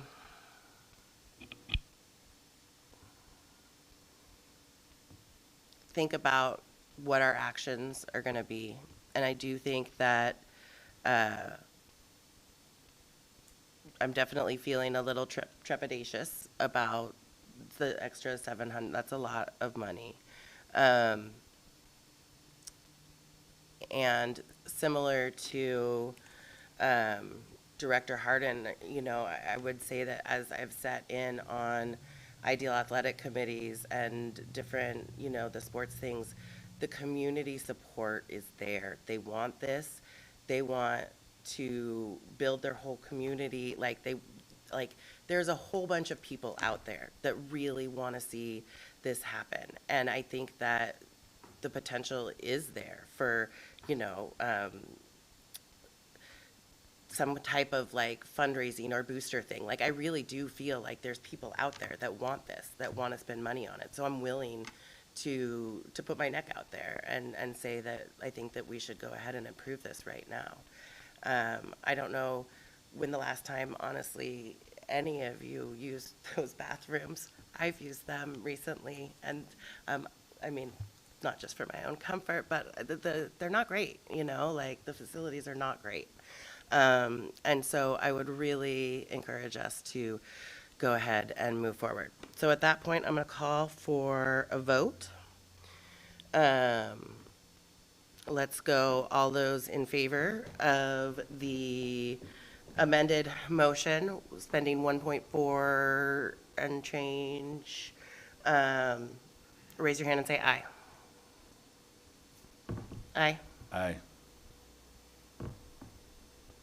So can I note that was Director Lynn, Director Harden, and myself?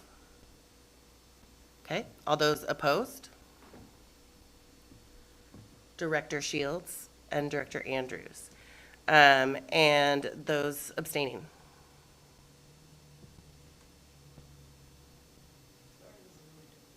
I know, I understand. Would you like a moment to, please?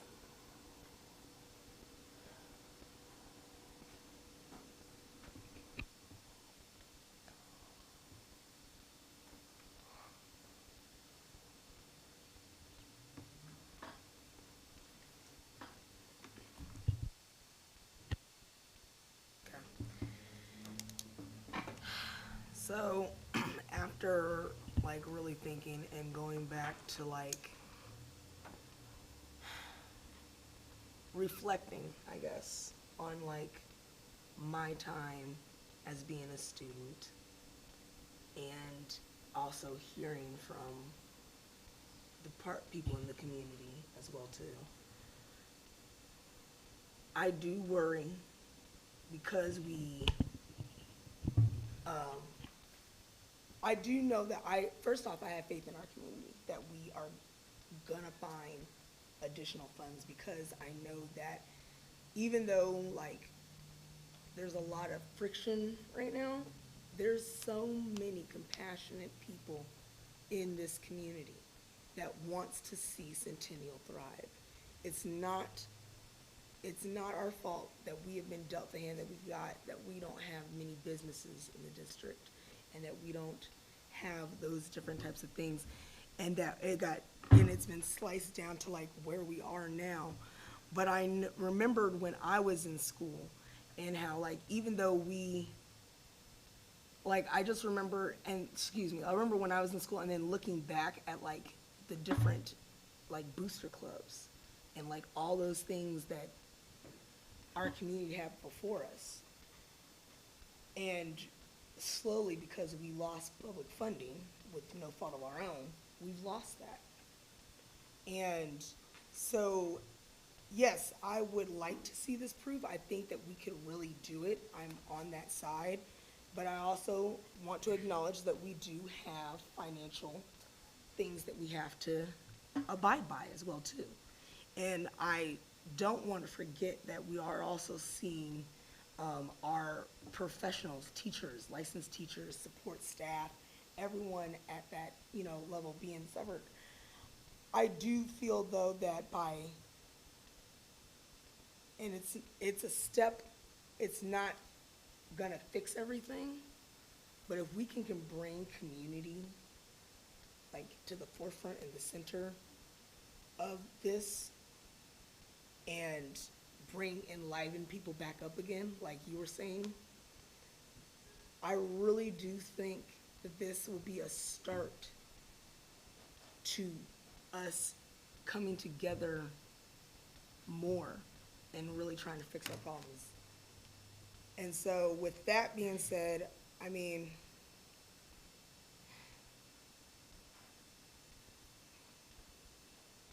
because I have faith in our community, and if I have to organize my ass off after the elections and stuff like that, then I will. But I do have faith that we can be able to find that stuff. I have faith in our community for our teachers. Like, this is not just a athletic thing. This is about really bridging the gap between community and our school, because I really do feel like we've lost that. And that's been like that since I was in school. Like, there was a lot of folks that are like, well, I want to Why would I want to go to Centennial? Like, we would get made fun of. And then you could tell there was no closeness, especially with the folks of color in the room. So, like, if we can start by showing that we're showing by doing this and putting together and really having people, and if I have to go and talk to folks, then I will, to rally folks behind this. This can be a start, like I said. This is not the ending of something. Like, I don't see this as, yes, it's scary. I'm not gonna lie. That's a big amount of money. But us putting forward and saying that, you know, we will like do this, but we also need, to be honest, we don't have the funds for it, and we need to find additional funding, and we need the community's help. And that's what we need to put a call out for. And I would love to help with doing that. So I will go ahead and sit on the approved side for this as well, too. All right, that motion has been adopted. We will approve the CHS Stadium Seismic Improvement Project with the additional 3 items. Yay, congratulations. All right. We've got 7.1.3. This is for consideration of the approval of the district-wide bus facilities improvement project utilizing board reserve funds from the sale of surplus property. The administration is recommending the approval of a district-wide bus facilities improvement project. As you may recall, the auxiliary bus lot was declared surplus and no longer needed for the district purposes by the board and was sold for approximately $2.1 million. During the sale, it was identified the auxiliary bus lot was no longer needed due to the long distance from the transportation facilities, being larger than what was needed, experiencing issues with vandalism, theft, and other issues. However, it was also identified that the district would need to invest a portion of the proceeds to support district-wide transportation facilities at other locations due to the sale. The administration has received estimates for modifying and improving the facilities adjacent to our current transportation yard to accommodate the department's operational and storage needs. The estimated cost for these improvements is $475,000. The administration recommends the Board of Directors approves the creation of a district-wide bus facilities improvement project to be funded using board reserve funds from the sale of surplus property in the amount of $475,000.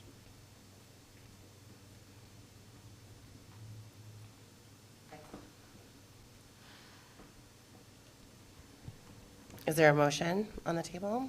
Is anyone willing to put forward a motion?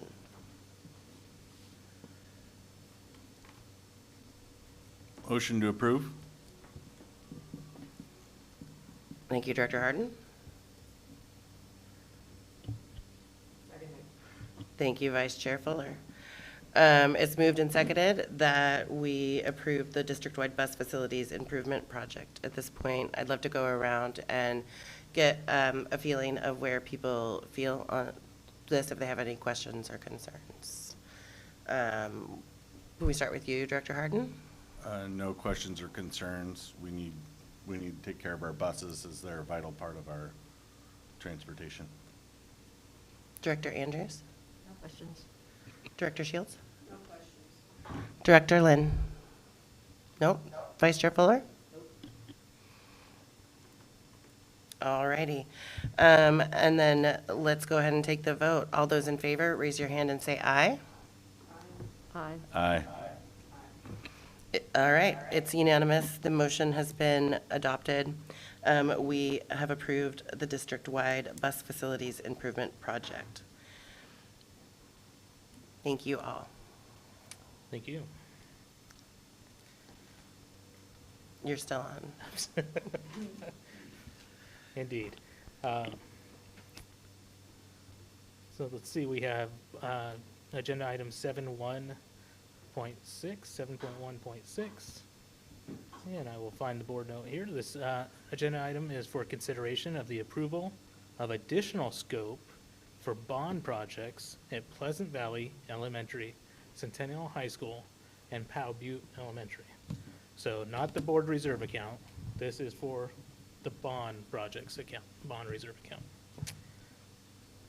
The administration and RNC Management Group, our bond project managers, are recommending additional scope of work be added to these 3 existing bond projects. Pleasant Valley Drainage in the amount of $150,000, Centennial High School pool ventilation in the amount of $250,000, and Powell Butte Elementary site improvements in the amount of $200,000. Slight correction, Centennial High School pool ventilation was $250,000, I apologize. In regards to each project, at Pleasant Valley, it was discovered during the demolition process of the seismic improvement project at Pleasant Valley that we have water intrusion issues on the south wall of the original structure.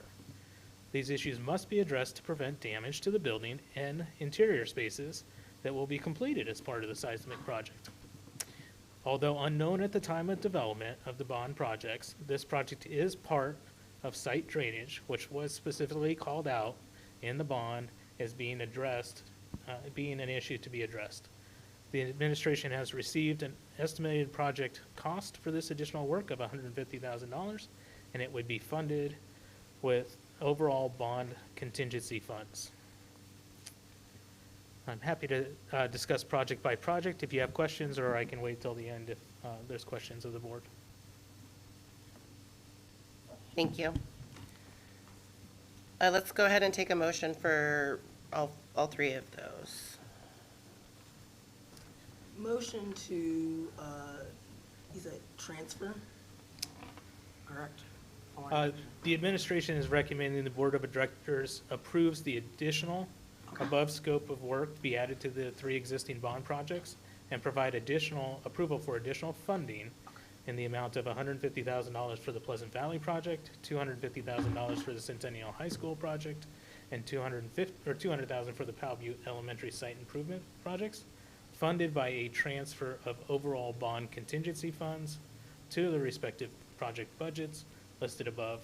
The overall bond contingency fund will be $4,942,914 after the transfer of funds for this work if approved by the board. Dr. Southerton, are you wanting the, because I see they're in 3 separate items, but the board note reflects one group. Are you wanting to see a motion pertaining to all 3 coupled together, or do you want them individual? Thank you for the question, Superintendent Owens. Originally, I was asking if there were questions on the Pleasant Valley portion of the project, but it seemed to be the consensus of the board to just go ahead and move forward as they were already familiar with maybe reading it in board book. It is one motion for all 3 projects. They all have equal importance. They're all approved as bond projects that need to be expanded. They all have the unanimous support of the Bond Oversight Committee.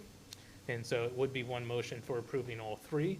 I'm happy to take questions on the Pleasant Valley project as I described. If there aren't any questions, I'm happy to describe the Centennial High School project as well as the Powell Butte project. So the board has, in case the board hasn't had time to review the motion or in case it's helpful. Yeah, so motion to approve, the Well, do we want, Wait. so hold on just one second before we do that. Do people want to hear the background? Can you please give us a little bit more on the background then of the CHS and Powell Butte? I'd be happy to, Chair Solowski. Thank you. For Centennial High School, it was discovered that the ventilation serving the pool building is in need of extensive ductwork repairs and replacement of the actual ventilation units. The current units have far exceeded their useful life and are unable to meet the needs of the student programming in the pool operations. The administration has received an estimated project cost for this additional work of $250,000, which would be funded with overall bond contingency funds. For Powell Butte, Centennial School District, rather. We've been talking about the high school quite a bit this evening. Centennial School District just received notification of an additional seismic improvement grant award for Powell Butte Elementary in the amount of $2,500,000. So that's a total of two $2.5 million grants we've now received in the last, call it 14 months, one for Pleasant Valley and this one for Powell Butte. These improvements will make our buildings safer for staff and for students during a seismic event. The overall seismic budget is expected to cost $2.8 million, requiring the district to pay the amount above the grant proceeds, $300,000. However, included in this amount is approximately $100,000 of roofing repairs which were already included as part of the Powell Butte Improvement Project, which are now unnecessary because we're gonna be doing the seismic grant, so we would have to tear off a perfectly good roof and redo the sheathing underneath for seismic bracing. And so we are able to save that $100,000 from the bond project for Powell Butte, reallocate it for the Powell Butte seismic project, same school and same roof. The money will actually still be spent on the roof, but it falls within the scope of the overall seismic program. So that results in a net addition request of $200,000. So total budget, 2.8 million, grant, 2.5 million. $100,000 has already been allocated as part of a bond project for that roofing. So it just gets taken out of the roofing repair budget and put into the seismic budget. Still goes to the same roofing. And we just need to supplement it by 200,000 to get the full 2.8 million from contingency funds. So in summary, you would be approving, if that is the will of the board, $600,000 for the three projects, $150,000, $250,000, and then $200,000 for Pleasant Valley, Centennial High School, and Powell Butte respectively. And if that was approved by the board, and it has been unanimously favored by the Bond Oversight Committee, that would reduce our contingency funds, overall bond contingency funds, to $4,942,914. So just under $5 million remaining in our $7.5 million contingency. So about 66, 67%, as we're an equal amount through with actually getting bond work done.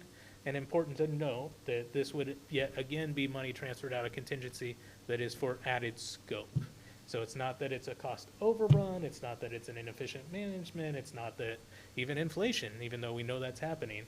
This is just because now we're doing more great things for our buildings, for our students, with the seismic repairs, having great ventilation in the pool, which is used for student programming, as well as the Pleasant Valley drainage issue, which for those of our community members and students that have been at Pleasant Valley, we know drainage has been a big issue for a long time. We're tackling a big part of that already. This is just additional work that was unknown at the time.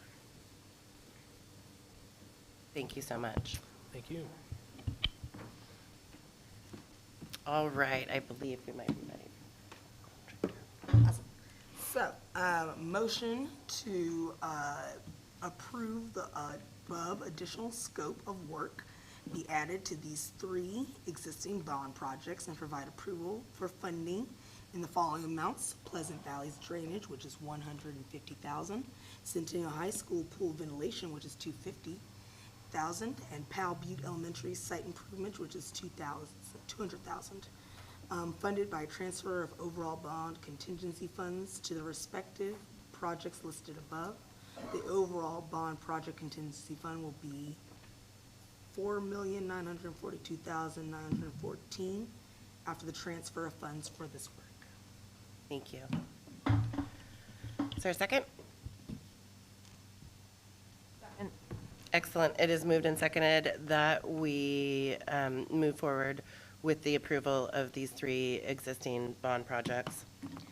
Let's go around the room and just see if there's any questions or concerns before we take a vote. Vice Chair Fuller, would you like to share anything? Do you have questions? No, thank you so much. This was very helpful. Thank you. Director Shields? No questions. Director Andrews? No questions. Director Lynn? Great, let's go ahead and take a vote. All those in favor of approving the additional waterproofing, ventilation, and seismic scope for the three schools listed, raise your hand and say aye. Aye. Aye. Aye. Please note that the ayes have it, the motion is adopted, and you have approval for waterproofing scope for Pleasant Valley, ventilation scope for CHS, and seismic scope for Powell Butte Elementary. Moving on to new business. All right, this is exciting. We have a board candidacy interview. And I believe, does everyone have a copy of the questions in front of them? And at this point, we're gonna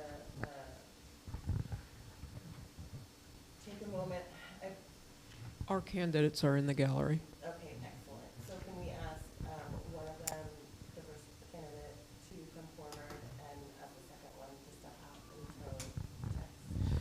All right. So, we're going to promote Nori and ask Roger to please exit and come back shortly. I will text you when you need to come back.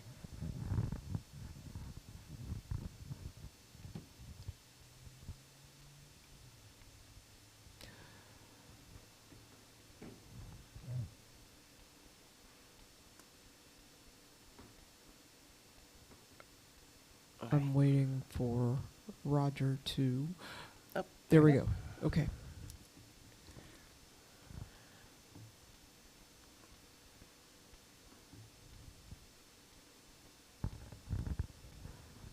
And is Nori gonna promote to panelist? I just did. Perfect, thank you. Hi there, and welcome, Nori. Is that what you would like to be called? Your preferred name? And Nori, if you don't mind, can you unmute yourself? And if you're comfortable with it, can we see you? Can you, your camera? Thank you. Excellent, thank you. Can you hear me now? Yes. Yeah, you can come in. No, it's easier. No repeat is too long for me. Okay. Well, welcome, Nori. We're excited to have you. At this point, we've got a couple of folks that have questions for you. They may sound a little bit familiar, but we are excited to hear what you have to say. So Vice Chair Fuller, would you like to start? Yes. Hello. So my first question.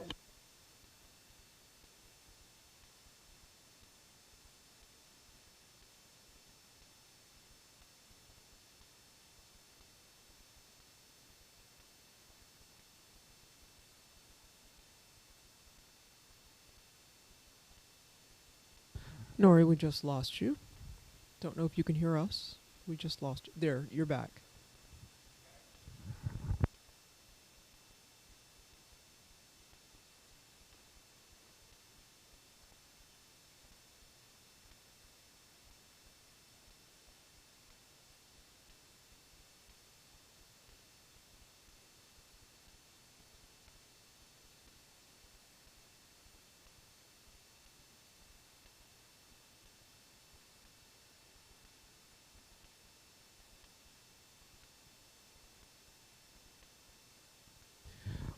We're struggling with the connection, Nori. And we can't hear you.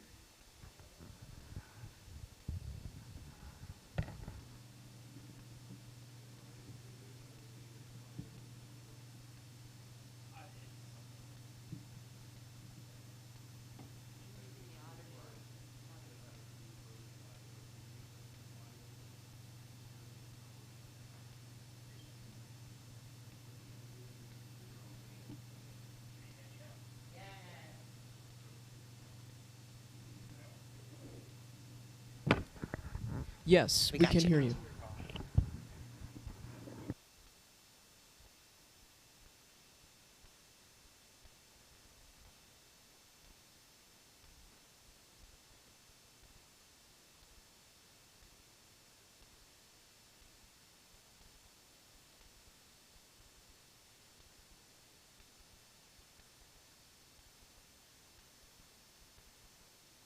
We've lost you again, your audio.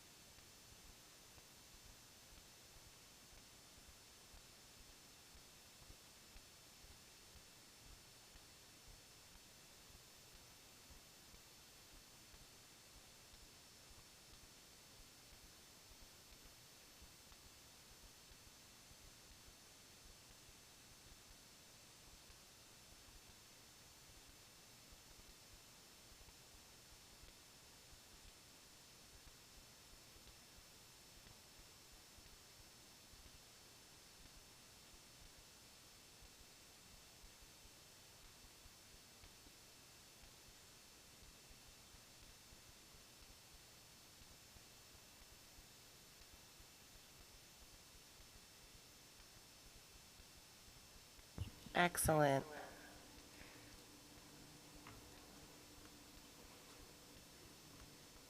All right, thank you, everyone, for your patience.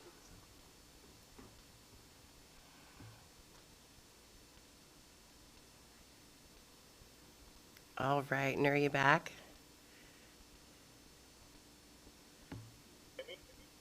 Yes. Okay, yeah, sorry, I had to switch to my phone get off my network here.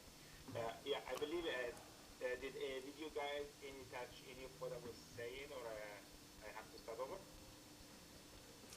It would be helpful to start over. Yeah, sure. Thank you. Okay, so as I mentioned, I live in this district.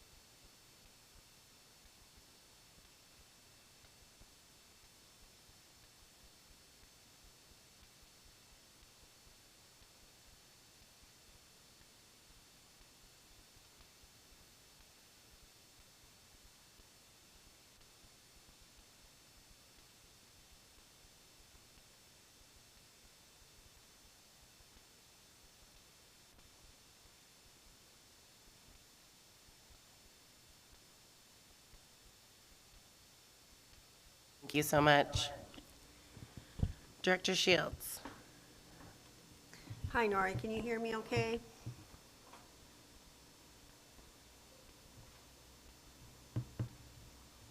Do you want to go ahead and do the question?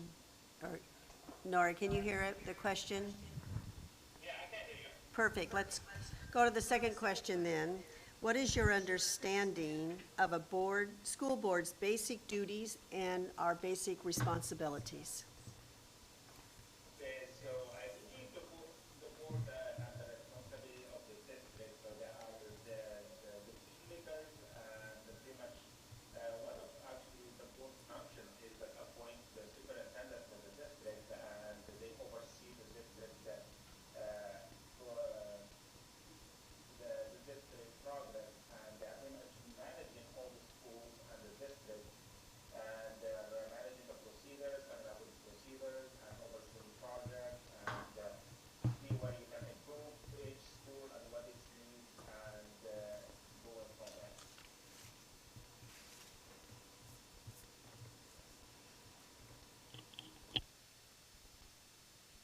Thank you so much. Director Harden. Hello, Nori. Can you hear me all right? Yes, I can hear you. Thank you. What are the two most critical issues currently facing our school district, and what is the basis of your thinking?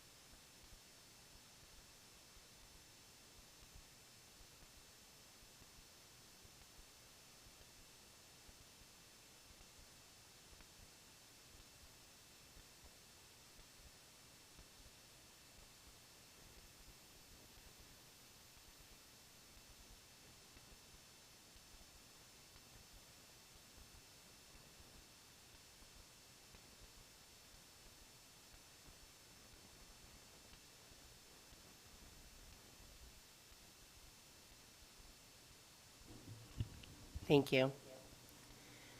Director Andrews. Hello, Nori. My question is, the board works together to prepare a strategic plan for the district. What initiatives would you raise as a board member for our next strategic plan for the district? So these are the projects that over the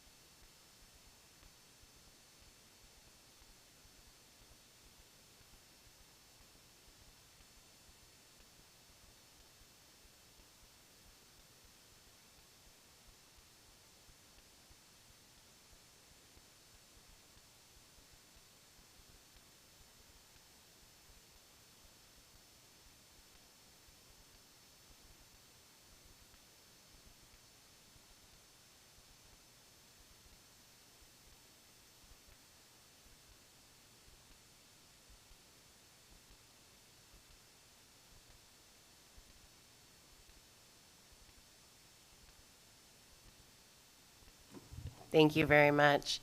At this point, I'm curious, do you have any questions for us? So the only question is, if it happens, I get select whatever, is there any coaching and any ideas, any help that I can get from the other board members or any or leaders that I need to learn about and yeah, that's part of it. And one more thing is like the mayor, are the board members allowed to go walk through the schools and visit schools and see what's happening and if something needed so they can the process or whatever is coming up in the agenda? That's great. Good questions. I would say that you're definitely going to get some support.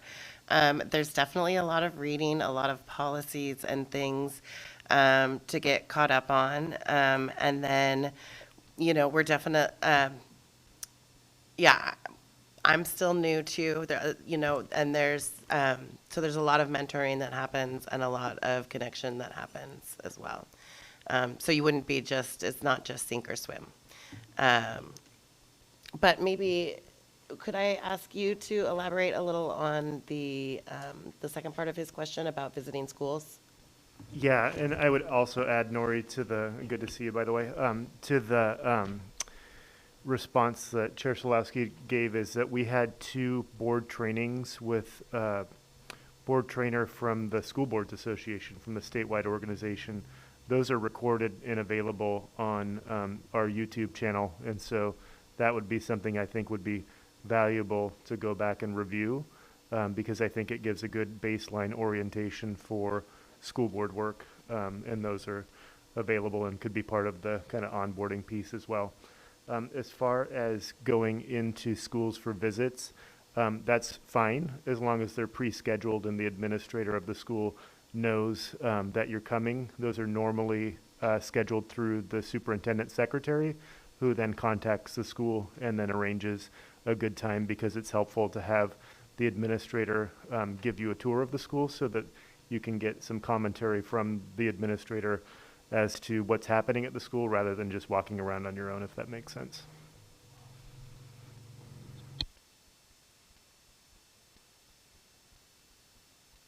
Excellent.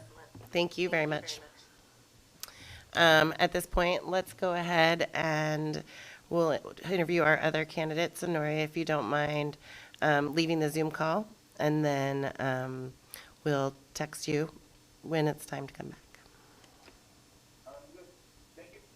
Thank you for giving me the opportunity to interview for this position. Thank Oh, you very much. thank you.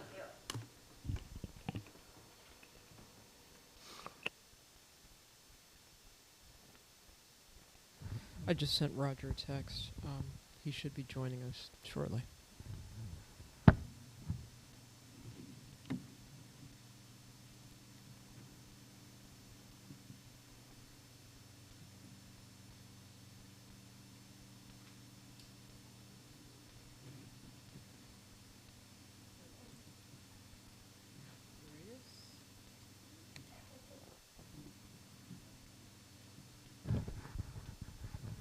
He has joined us, and he should be appearing in the panelists shortly. There he is. Hello and welcome, Roger. Roger, can you unmute yourself? And if you're comfortable with it, we'd love to see your lovely face.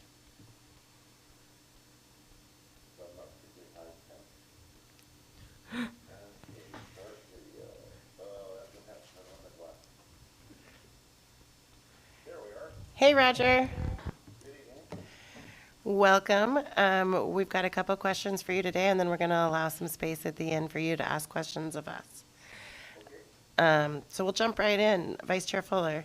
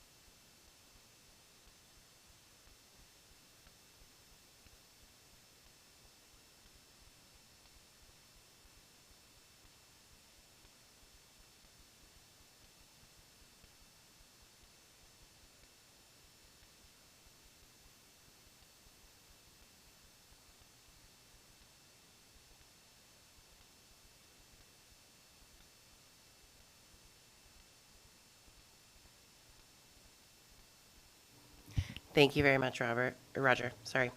Director Shields. Hi, Roger. Here's my question for you. What is your understanding of a school board's basic duties and our basic responsibilities?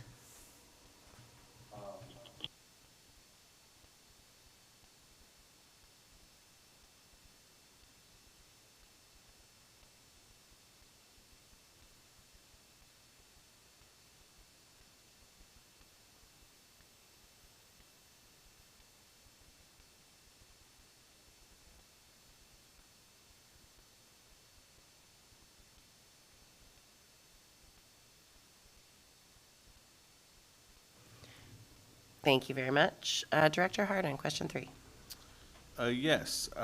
What are the 2 most critical issues currently facing our school district, and what is the basis of your thinking?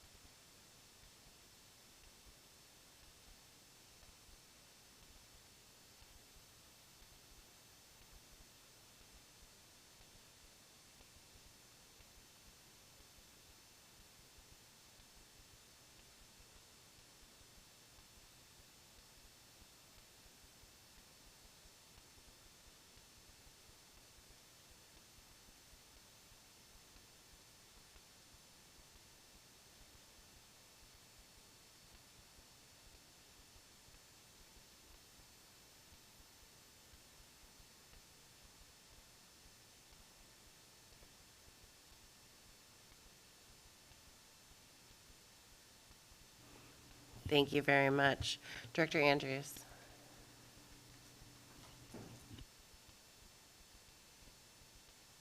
The board works together to prepare a strategic plan for the district. What initiatives would you raise as a board member for our next strategic plan?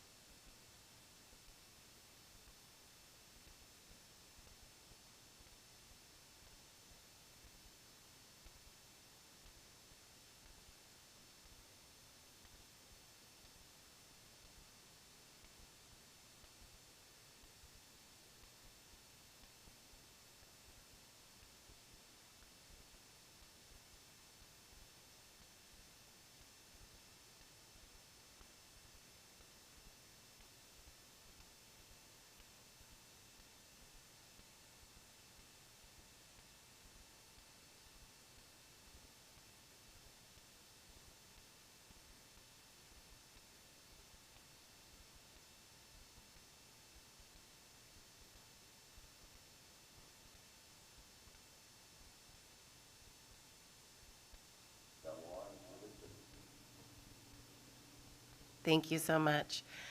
So do you have any, those wrap up all of our questions. Do you have any questions for us that you'd like to ask?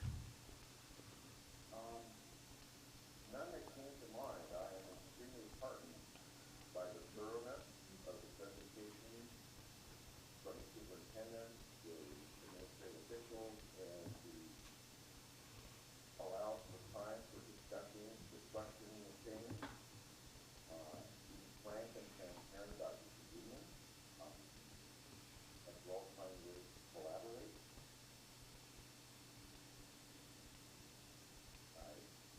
Been an eye-opener to me. I have not sat in on a meeting like this. I'll have to do that in quite a long time.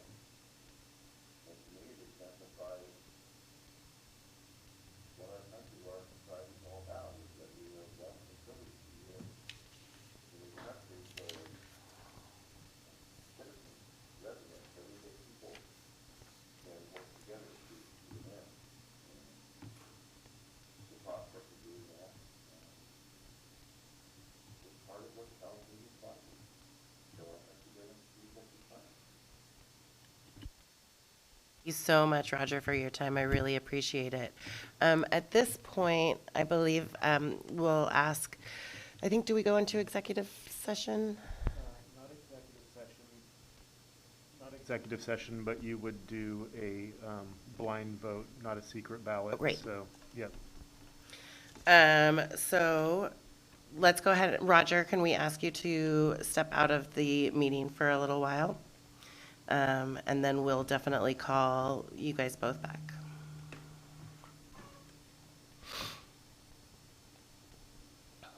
All right. So we're going to do a blind vote, which doesn't mean that we're not looking. It means that, remind me, So basically what you'll do is you'll, if you have a slip of paper or whatnot, you know, the bottom of your sheet here or whatever, put your name on it, put your preferred candidate's name on it, and then we'll slip them over to Pam, who will share out the results. David will want to probably text Text his Pam. selection to Pam. And then once all of the selections have been submitted to Pam, she'll start reading off at random which director and which selection. We are allowed to ask questions of each other, though. Oh, yeah, do we want to, I mean, we can have a discussion. I would love to open that up if,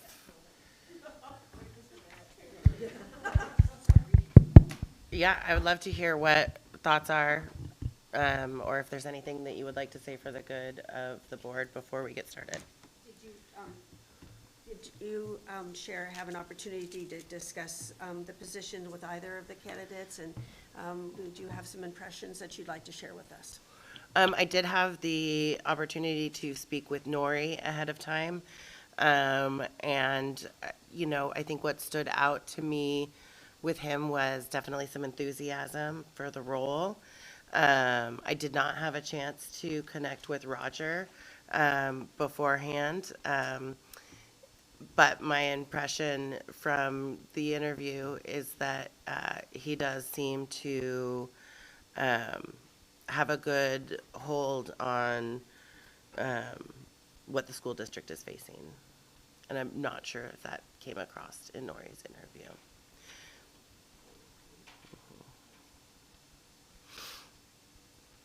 Any other, but do you have questions of each other? Other- Just, I appreciate your sharing that,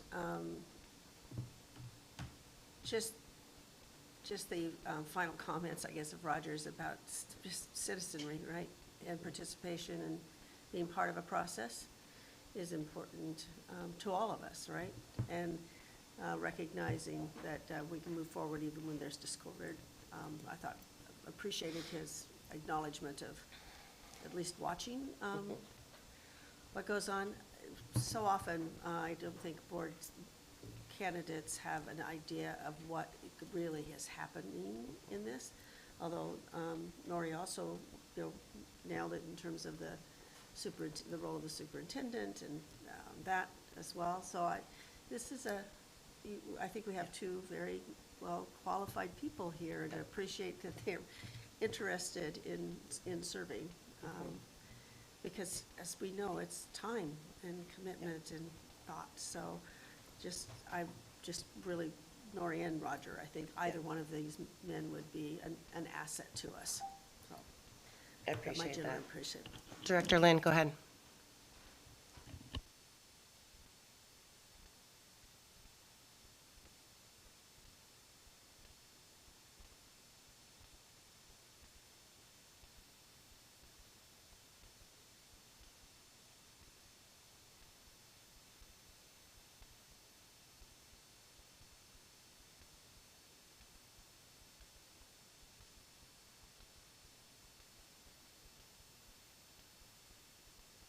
You know, I I want to just be really transparent as well and say that we're contemplating which person will join us next on the board, I would like to bring equity into the conversation and just say that, you know, the experiences that people bring to this position and bring to just the interview, being able to stand up and interview isn't something that everyone has had life experience in. And so I agree. I think we have two wonderful candidates, and I think that, yeah.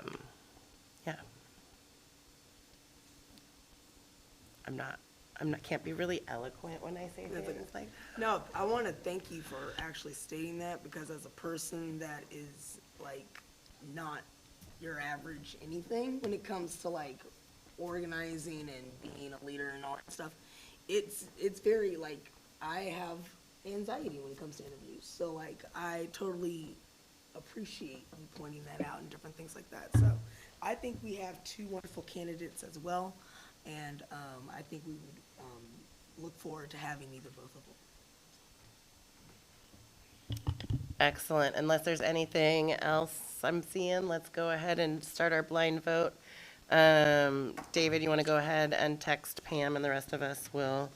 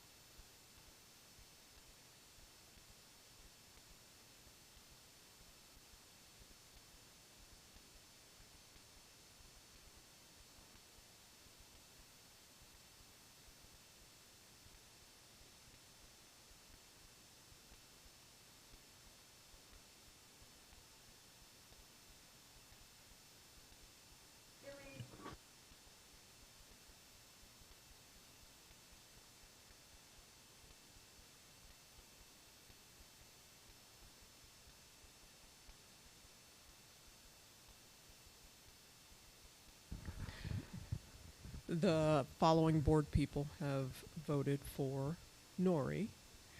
We have Claudia, Jess, Rose, Erica, and David. And Pam Shields voted for Roger. So it appears that Nori has won.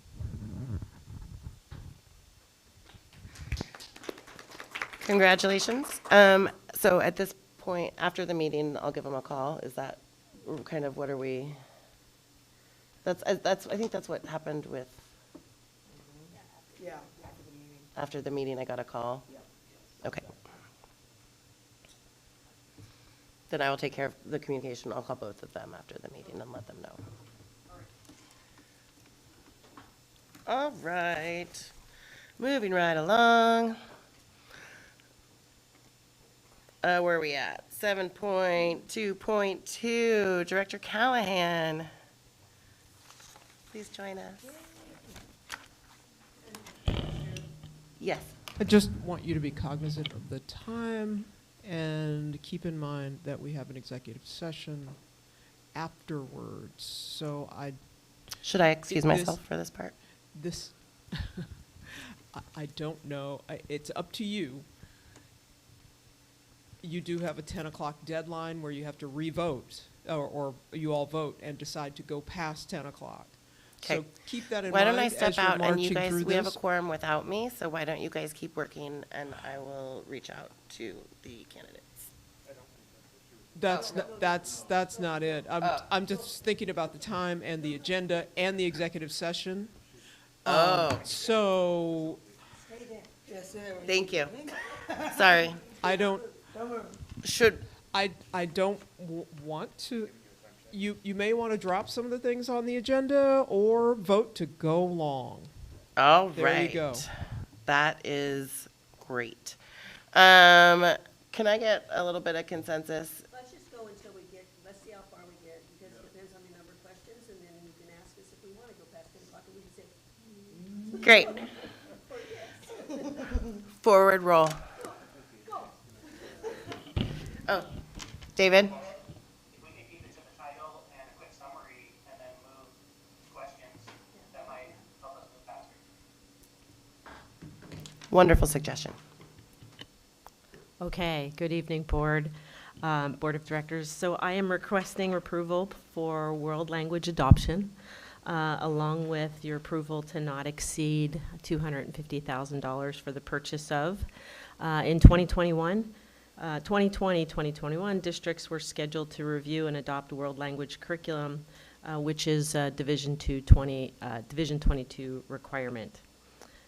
We followed a similar process that we followed for language arts and ELD. However, it was abbreviated given the number of teachers and the scope of the work. And so they really were charged with analyzing state curriculum individually based on their content areas, and then also collectively for Spanish.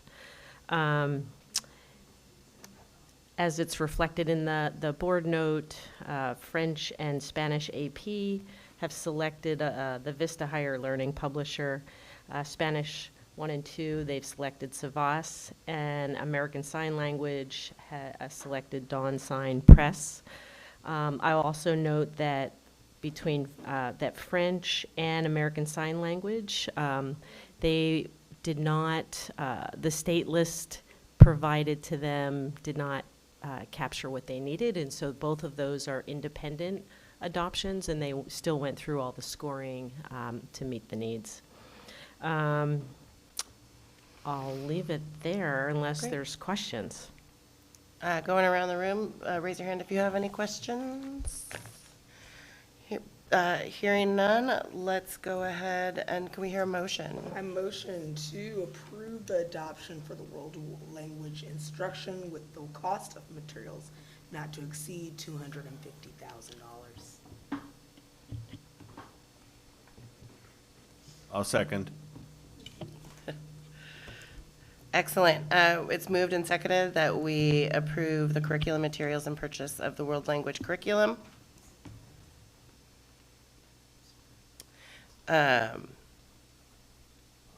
All those in favor, sorry. Aye. Aye. Aye. It is unanimous.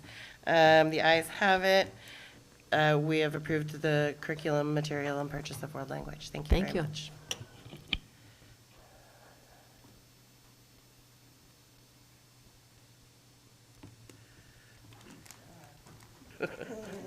We've missed you. Did you all enjoy your break? From me, from me. Thank you, Chair Slawski. So we have a policy to consider approving the change. This is policy DH for reference, which is in regards to loss coverage. As the board note states, policy DH was previously titled bonded employees and officers and has been updated to loss coverage in language revised to reflect current terms and practices. Policy EEAB, school bus scheduling and routing, has also been recoded to EEA-AR and is now an administrative regulation policy for policy EEA, student transport services. Additionally, language referencing student personnel used of school buses for transportation has been removed to avoid potential tax implication or ethics. It's recommended that the board consider adopting this policy. Thank you. Are there any questions at this time? Great. Let's go ahead and get a motion. I motion to approve policy DH, loss of coverage. David seconds. Director Lynn, sorry. Excellent. It's moved and seconded that we approve this. Let's go ahead and take it for a vote. All those in favor, say aye. Aye. It's unanimous. The ayes have it. Congratulations. You won the lottery. I don't know. It's like, yeah. Lost coverage. We're losing our minds, folks. Welcome back. Thank you. Good to be back. Okay. Seeking your approval of policy IBGI, which is bilingual education. As the board note describes, in 2021, the Oregon legislature updated with the House Bill 2056, which modified the Oregon diploma requirements by changing English language arts to language arts. So the language change in the actual policy is to remove the word English. Also, in Senate Bill 744, they suspended the requirement for a student to show proficiency using essential skills as a condition for receiving that high school diploma. That is suspended from now through the 23-24 school year. And so the language also shows, not so much in this policy, but it's going to come up in the next one in terms of the removal of essential skills. So this is a required, adoption is required for the revision of this policy. And yes, so recommending the approval of this policy. Are there any questions? Fantastic. Can I get a motion? Motion to approve the policy IBGI, bilingual education, as stated. All right, Director Andrews, we got a first, we got a second. All those in favor, raise your hand and say aye. Aye. Aye. It's unanimous. The ayes have it. We have approved policy IBGI. Okay. Next, seeking your approval of policy IL, which is our assessment program. Senate Bill 602 in 2021 made students' choice to opt out of the statewide summative assessment permanent and requires them to opt out annually. And so that is the language that is changed in the policy.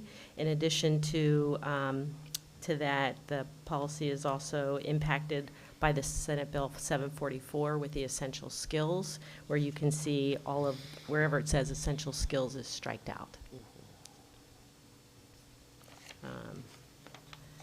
And recommending the approval of this policy. Thank you. Are there any questions at this time? Can we get a motion? Motion to approve policy IL, assessment program. Second. All those in favor, raise your hand and say aye. Aye. Aye. Unanimous. We have approved policy IL. The ayes have it.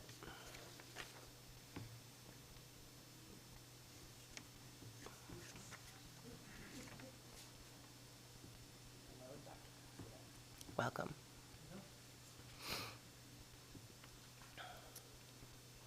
Go ahead. We're seeking your approval for policy GBA, House Bill 3041, to do the definition of, revise the definition and set the word inclusion. Updated new definition of identity.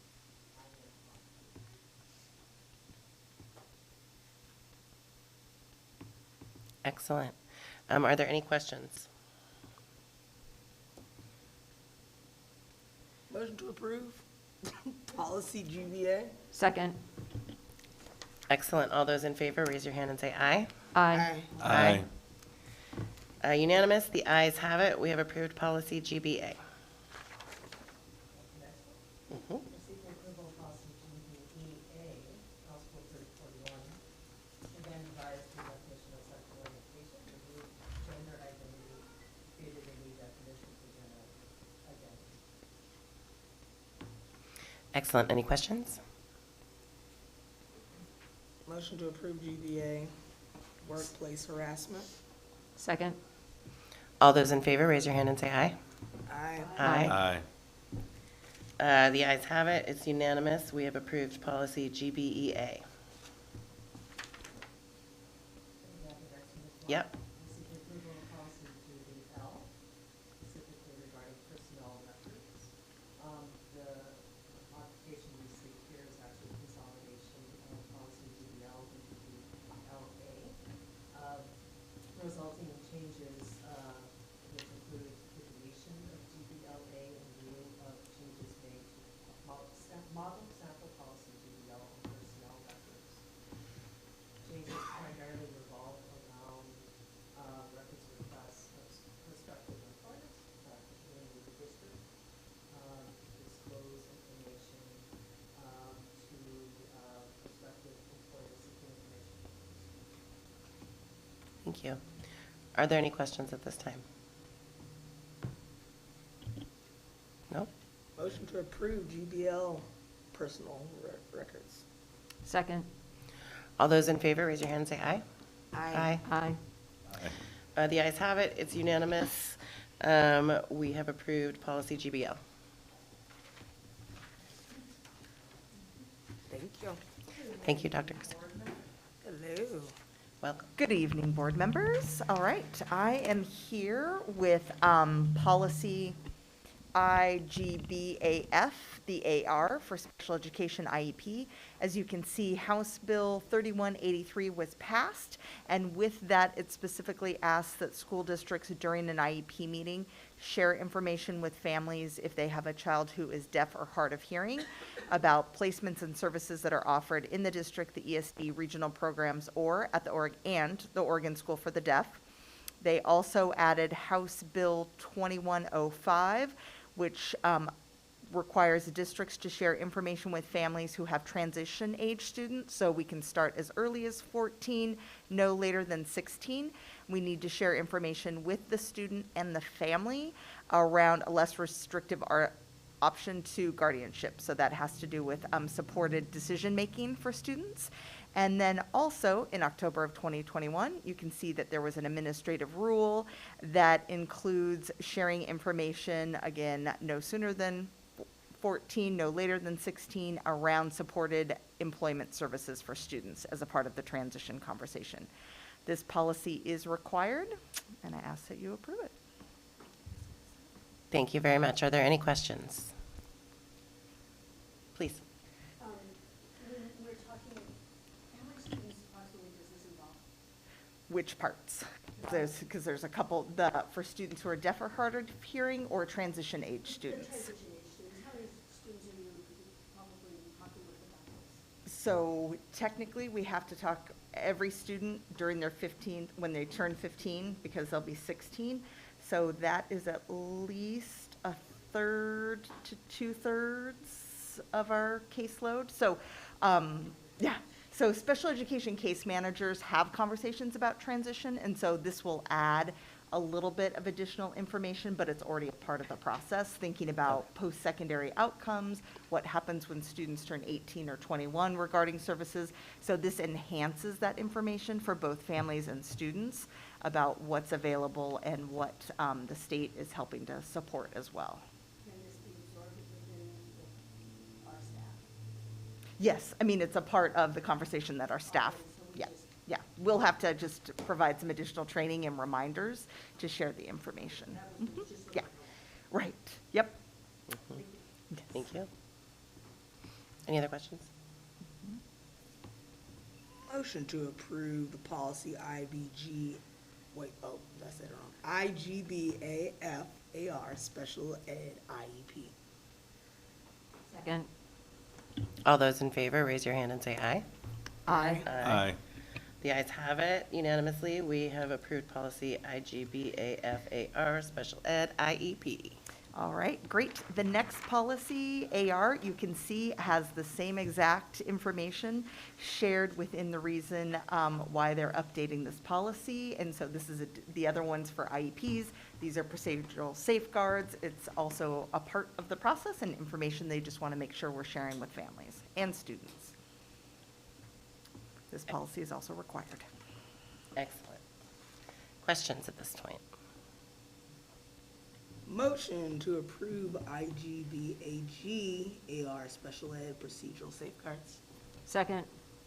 All those in favor, oh wait, Director Lynn, please. Quick comment, it's a long policy, and I'm certainly no IEP expert. My family is not one that utilizes the services, but I feel that's all the more important to educate myself on these policies. And I'm just concerned always that when we're talking about IEP meetings, when we talk about services being delivered and coordinated, that we're making sure that the professionals trained to do the therapy are the ones being selected to do it, and it's not being kind of like coordinated or like put off onto a teacher or an educational assistant, or that we're not even offering those services and not taking advantage of potential Medicaid money or stuff like that, if we can hire more professionals. So that's just a concern I have, and I'm learning, eager to learn more about it. Sure, I'm happy to speak to parts of that. So within the Individuals with Disabilities Education Act, IDA, there are certain parameters around who can and who can't implement services, as well as who can and can't craft those services, just like a teacher makes a lesson plan. Our special education staff, the learning specialists, our speech paths, school psychologists have requirements around that. And then they can partner with classroom teachers to provide supports. They can partner with educational assistants to provide that. And those are all conversations that should be taking place within an IEP meeting.